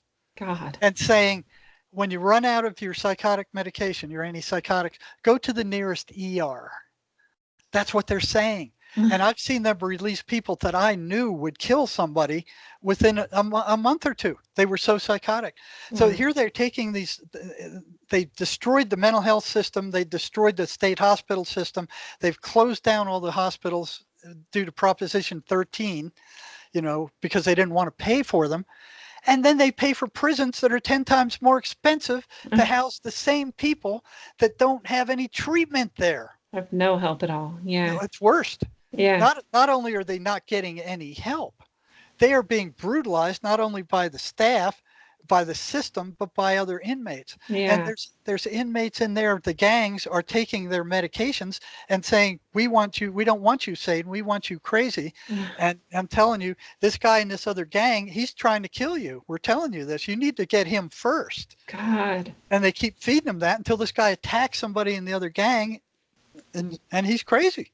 So they're using them as human torpedoes. And there was one time with this infuriated me. This one psychotic guy. He was off his meds, and he was threatening to kill this other inmate. And I sent him over to the medical unit. The psychologist, this jerk, sent over a stooge to the medical unit to re-diagnose them something else and send them back saying, no, they're not psychotic. They're an antisocial personality disorder. Basically the same thing they did with the National Mental Health Institute. We'll call them something else and they'll disappear. Right? But this guy was working up. I mean, he kept, every time he came in, he goes, I'm going to kill this guy. I'm going to kill this guy. The voices are telling me 3 times. I sent him over the second time. They sent him back again. He's not psychotic. He's a personality disorder. And the whole time I'm documenting in his medical record everything he's saying, what he's planning, what he's saying, that he's off medications in detail. Sent him over there a third time saying, you need to do something about this.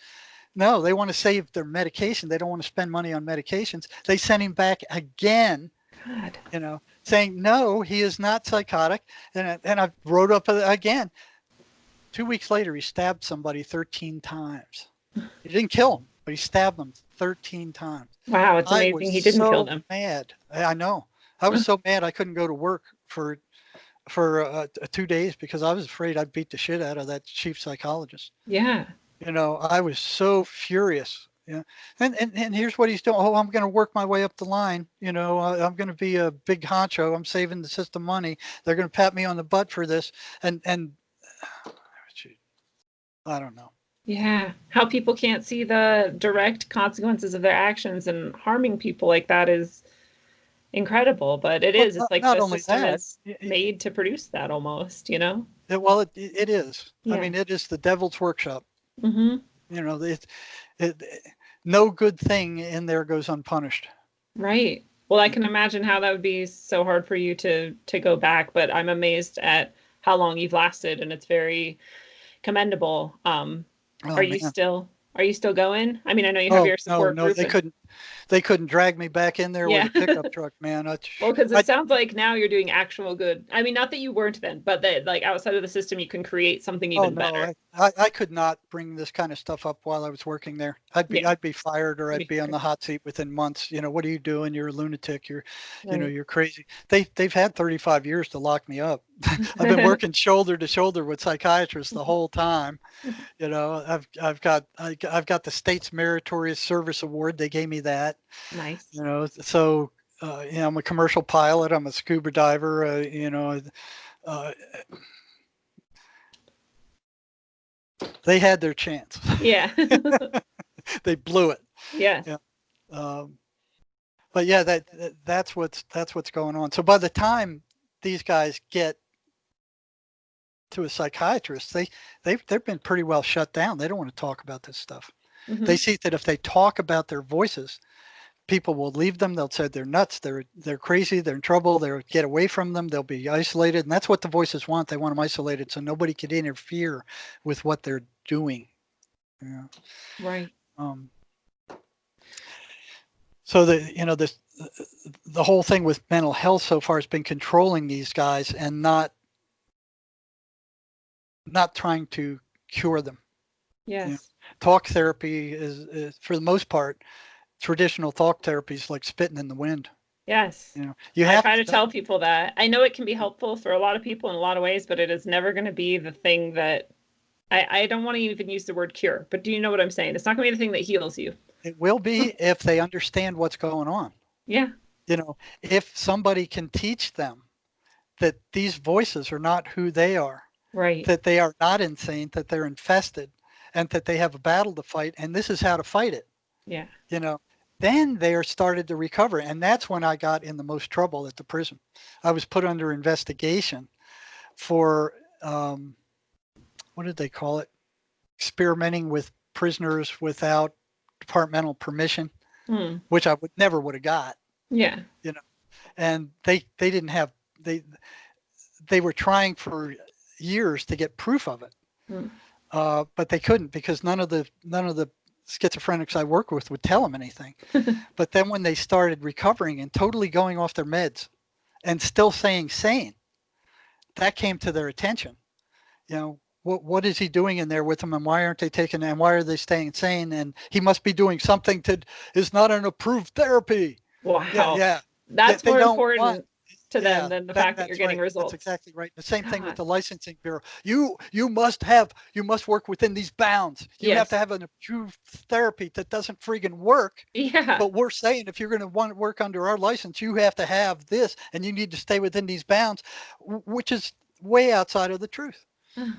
You know, and it's like it's friggin' unbelievable. It's so exhausting and disappointing to see that, and I can't imagine how that has felt for you. But how are you now that you have these other projects going and you're seeing results with that still, and bringing all of this massive amount of intelligence and, you know, information that you've gathered, bringing that to bear in this project? Well, that's just hearing from the people it's helping on the internet. I get all these emails from thank you for what you're doing, and thank God, and you've really helped me, but I've never worked so hard for no money in my life. Yeah. I understand. But we do have a book coming out.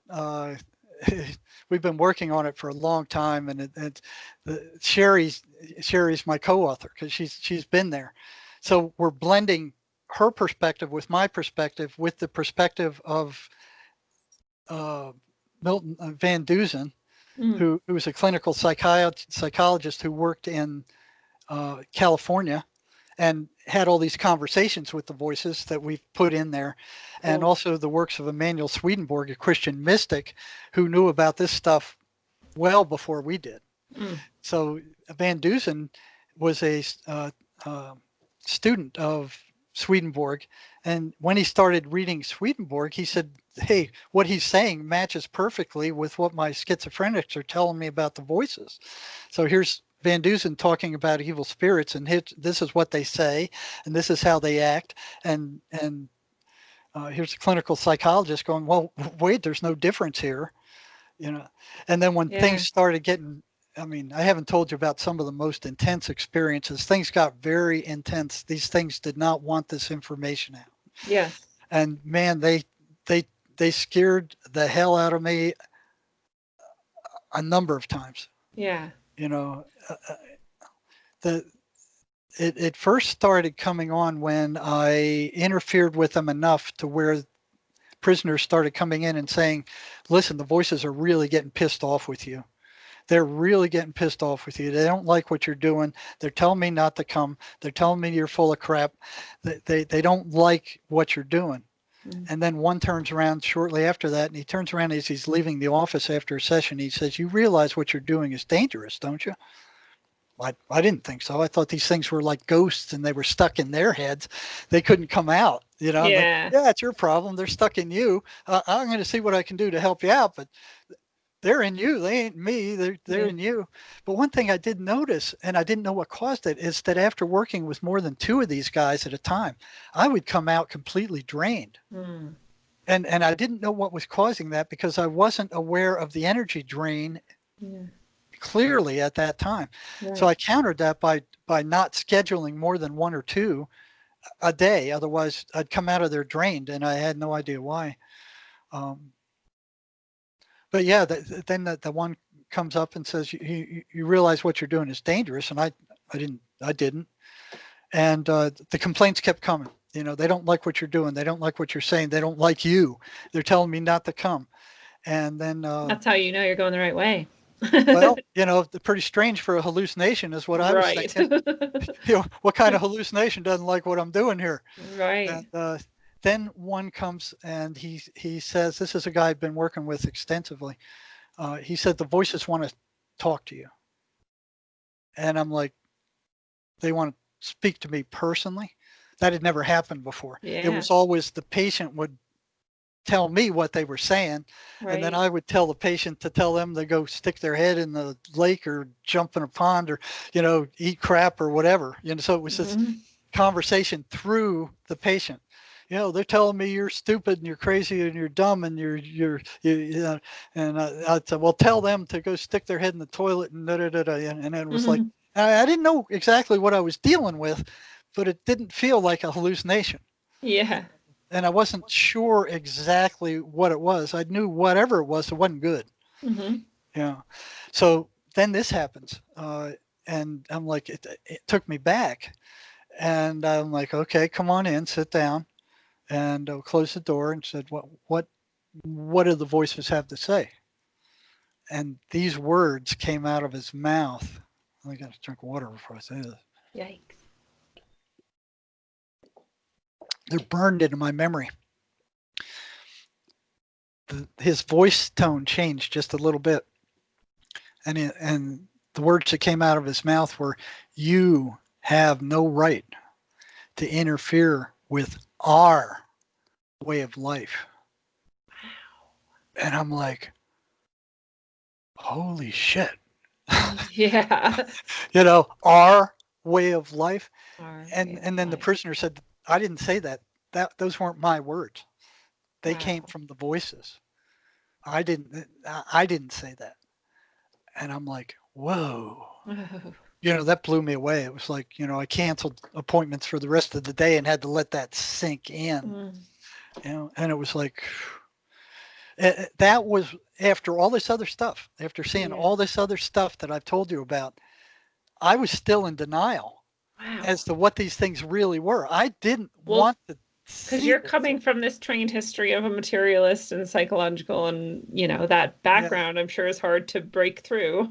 Well, you know, it was a strange combination because I didn't believe fully what the authorities were telling me, Right. but I didn't fully disbelieve it either. But Yeah. the more evidence that came in, the more it looked like they were full of crap. Right. And then when this happens, it's like, no, these things are not hallucinations. You know? Right. And I'm looking at this guy, and he wasn't lying to me.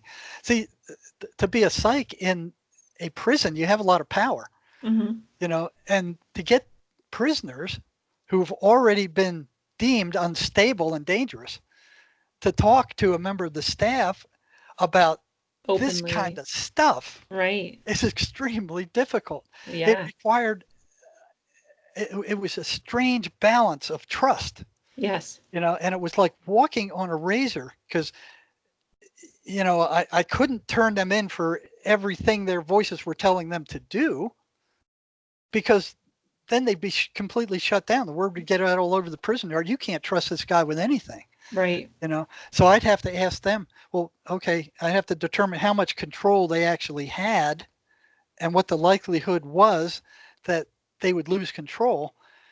And I told I had a special group every time I always had a special group of inmates that promised they would tell me everything their voices were telling them in real time while I was in session with them.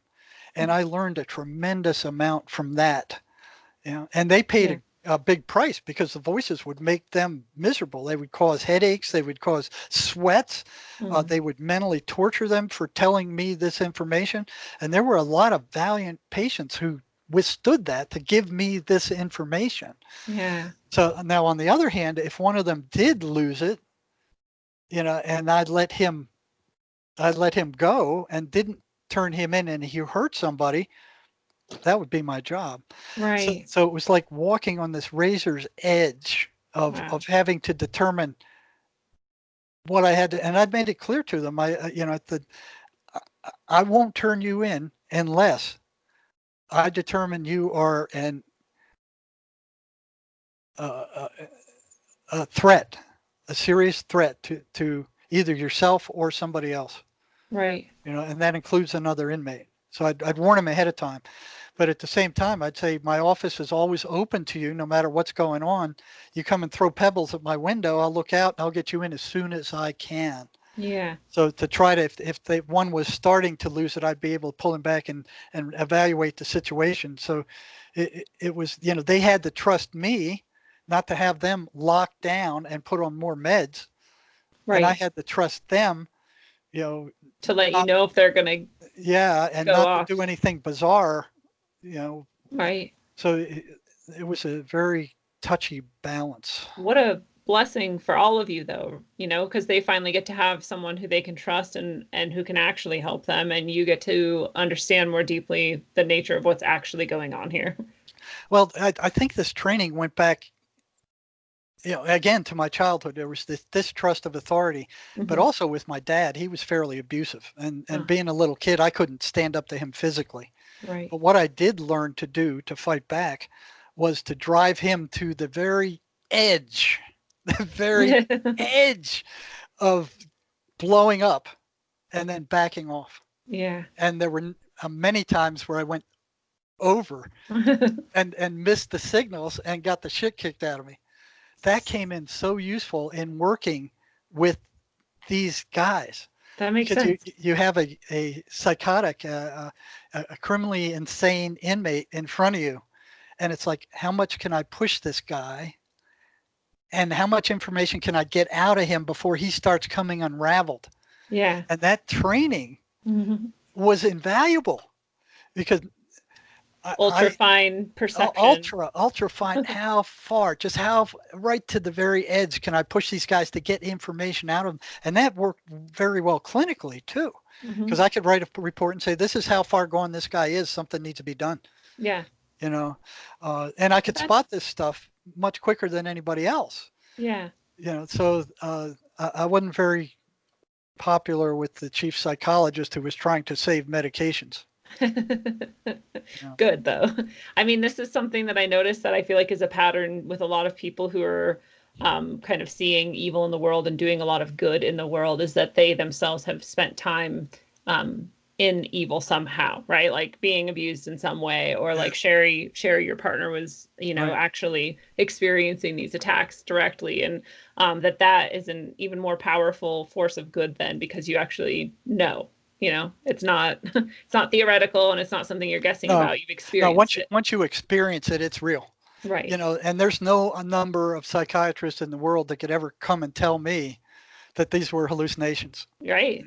And any of them who do, I mean, have you ever studied them? Have you ever asked your patients? No, they don't ask them anything. They tell them what to think. They tell them what to do. They don't listen to them at all. You know? They got it out of a book, and then they got it out out of a book, and then that's the way it is, and that's what the educational system is doing. You know, they're programming people to think the way they want them to think. Right. You know, well, if we could head towards starting to wrap things up, and you could talk to the people who are listening about something that they could do that would either protect themselves or help other people who might be experiencing negative attacks of some sort or psychoses of some kind, what kind of advice might you give to people? Well, I think number one is you are not your thoughts. And if you think you are, step back and watch them come into your head. Yeah. And they don't flow in like the flow. All of a sudden, boom, they materialize and you're there. Yeah. You know, and you can sit there and watch that, go, whoa, where'd that come from? You know, you are the watcher. You are who is the one who's listening to all this crap? Yes. You're the one watching it. You're the one listening to it.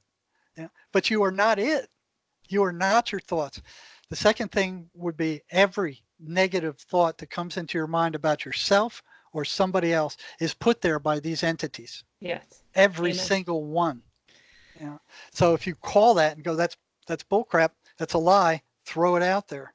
You know, Sherry's program works for everybody. You know, you don't have to be psychotic to use it. You don't have to be psychotic to use it. And, you know, it's everybody is psychotic to some degree. Yeah. I mean, it's like a normal curve with everybody's got these things. Mm-hmm. Yeah. And the psychotics at the very end, the schizophrenics, they've got it. I mean, they've got it solid, but everybody's being hit all the time. Amen. Yeah.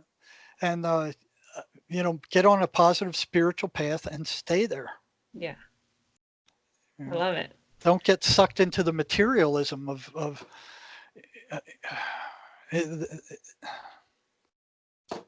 yeah. And don't trust authority. Yeah, amen. Question everything. Well, that's some solid advice, and I like the key word there is like, you know, don't just get into the positive spiritual path, but stay there, because I think a lot of people do start something, they start to see effects of it, and then they kind of leave it behind because things maybe get better, and Right. It's easier to forget, you know. But you really do have to stick with it, because these entities aren't going to stop no matter where you go, no matter what you do. And they have access to your entire mind. They can pull up. I mean, they can just pull up stuff that you forgot, horrible stuff that you did 15, 20 years ago. Yes. You know, and all of a sudden, boom, this pops in. Like, where did that come from? You know, I've had schizophrenics tell me they pulled up stuff they did 20 years ago that they haven't thought of for 20 years, and they pull it up and throw it at them. In perfect detail. Right. Yeah. Yeah, and I think that is something that can be really astonishing if someone experiences it all of a sudden, is that this thing has that access to every single detail, and it's very disconcerting and alarming. Well, you look at how people remunerate over things. You know, a dog gets bit or a cat gets in a fight, and it's over with. They don't think about that forever and ever and ever. It doesn't go on ever and ever. I remember watching a lion chasing a gazelle, and the gazelle narrowly escaped with its life. And the lion disappears, and the gazelle looks around, and it's like, oh, okay, it's gone, and then it goes back to eating grass like nothing ever happened. Right. Not with humans. No. There's that thing in your head going, yeah, you screwed up, man. You really shouldn't have done that. Why did you say that thing? Oh boy, you really fucked up that time. You know, it's like that's them. Yeah. Good point.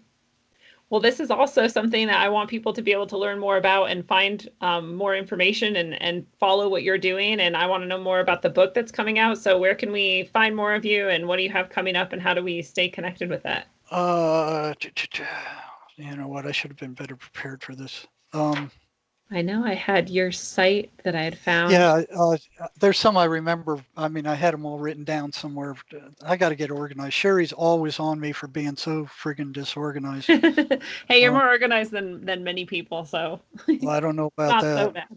But Sherry's got a website where she puts all this stuff. It's called keyholejourney.com. That's it.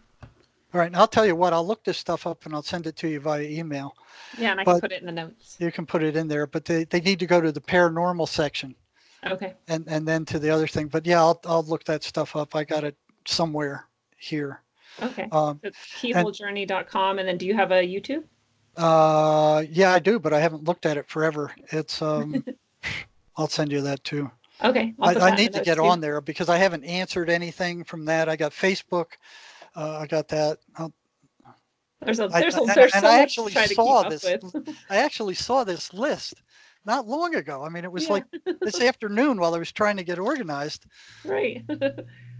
Well, and you just came back from China too, so I know it's not So easy to yeah, even still reeling from that. be in this time zone. But and then what's the book called, and what's the timeline that you're expecting for that? Well, this is the first. Uh, we're still. This is the first initial copy. Okay. Um, we're where is it? Okay, we're still working Ooh, I on love it. that artwork. The placement of the thing is there, and Right. so it's hard to blend the thinking of Sherry, who's been there, Yeah. me, who has only briefly been there, and looking in from the outside, Yeah. a Christian mystic who lived 700 years ago, and a clinical psychologist who I worked with for a year before his death, into one coherent message where we all know what we're talking about, Yeah. but the reader might not, Yeah. you know. So as I'm reading it again, I see, whoa, there needs to be a transition here. Right. So we'll probably have something out in a few weeks. That's We're pretty working quick. hard at it. We've been working at this for many months now. Right. It takes a Just trying. lot. It takes a lot. It takes a lot more than I ever thought. I love that those four perspectives though coming together because that's every perspective you need to hit it from, I think, to Oh get yeah, people to it understand covers it how, covers all. It covers it all. which is very persuasive and effective, And to I'm blend sure. that together has been difficult, but it's happening. I mean, we're doing it. And Sherry's been invaluable. I'd highly suggest that you interview her Yeah. from her perspective. Well, I would love to absolutely interview Sherry, have her on the show, and I would love to have you back as well because I'm sure you have tons Oh more that we could yeah, go into. I don't know what um, we finished up here once I get organized. I have a bunch of actual clinical cases where I could bring the listener right there. This is what they're yeah, thinking. This is what they're feeling. This is what the voices are saying. And yeah, actually take them there. that would be awesome. I think it'd be a great help for people who are struggling with this and families who don't understand what's going on. Or even people who are listening who may have experienced some of it themselves Right. too, I And think it's would be amazing how helpful. many do. I mean, how many people are writing in and saying, people are waking up at a horrendous rate. I mean, I'm Yeah, just amazed because due to people like you, yeah. And it's you. like, well, yeah, but I couldn't do this without you guys. Well, thank you. Without you guys saying, hey, we're willing to get this information out. I'm willing to talk to anybody who will listen because Yeah, this has to get out. So absolutely. along with that, anybody who who is doing this kind of stuff, Yeah, send them my way. happily. I will absolutely. And I think you're right that like you said, it's that bell curve of people who have experiences. But also if there's like a curve of awakening, like you're saying, I feel like we're at like the crest and it's Well, gonna no, start. it's going. I mean, Yeah. it's shooting up, and the administration is trying to bash it back down again, and they're trying to drug the entire population. Look at all the drugs in this place. In China, Yes. there wasn't anything like this. Well, and they don't We're advertise it everywhere, no, like you're no, saying no, too. no. Yeah. They've got psychiatry and the medical establishment and the psychiatric mafia dumbing down the entire population From every from angle. every angle. You look at this drug, that drug, this, and it's like, oh, it's unbelievable what they're doing. Yes. But like you're saying, like that, as we're nearing that crest, everybody waking up, they're trying to push back, but Yeah, they're not gonna yeah, be able to hold it back. yeah. Especially with Trump, knocking them down. I mean, I hope so. woo, yeah. It's like a battle that's equal to the Civil War. I've never seen anything like this. Somebody's finally standing up to the deep state and the dark establishment, who's Yeah. had control over us for ever. Forever. Yeah. Forever. I'm really excited to see where it goes. And fellow travelers of the path, it is a beautiful thing. This has been your analog, concentric, electric dose of wisdom, according to Jerry Marzinsky. Jerry, thank you so very much for bringing this to us today. It's a pleasure to have you here. You're more than welcome. Thank you. So remember this truth, friends. Fear is the mind killer. There are things that go bump in the night, and the abyss is waiting to stare back at you to invite you into its numbing, detached embrace. It has all of the trappings of sensory indulgence, abdication from self-responsibility, and the ease of letting go of literally everything. And it's waiting to offer you any of that which you so desire. But like Admiral Akbar knew, it's a trap. And if you dabble too long, something reaches back and dabbles a bit in you. These intelligences are very real. They have actual measurable effects on ourselves and our world, and they are dangerous. But again, fearing them is not the answer. In fact, if you have more power than they ever could, and their only advantage is your ignorance of that truth. So never ever forget that you control which powers can exist in your sphere. And if you're ever in doubt, there's a very simple word that casts away any darkness that might be tiptoeing your way. Whether this word's power stems from a real human who really did ascend and left us a heritage to work with, or whether it stems from a quantum field of morphic resonance and billions of moments of intention shot forth from billions of humans throughout time, all you have to do is mention Jesus and every single darkness flees instantly. Poof, absolutely gone. I've experienced it and I know it's the easiest and most effective magic trick you'll ever wield. And so I hope you never need to, but until you slay your first demon, travel well, aim for balance, and always look inside first. It's a one-on-one lesson, so do your homework. Make your dome hurt while up on earth. My bones are blessed from holy dirt.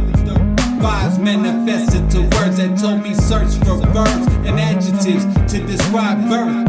Worth more than one can speak, while the tongue feeds a weak, a sour taste in your mouth, bittersweet. Words can also kill you when you sleep. Mind condition, low frequencies while the subconscious mind listens. I can tell a vision filled with lies, disguised as truth, and spread it like the word to the youth. Watch the tube. A place where the God gets booed is sorcery. To recreate the God forgery does more than meets the eye. Not too many know. Just hear me flow like the eye of Horus Pinio. Yeah, not ready to leave until we believe we're free to go. You hear me? Run.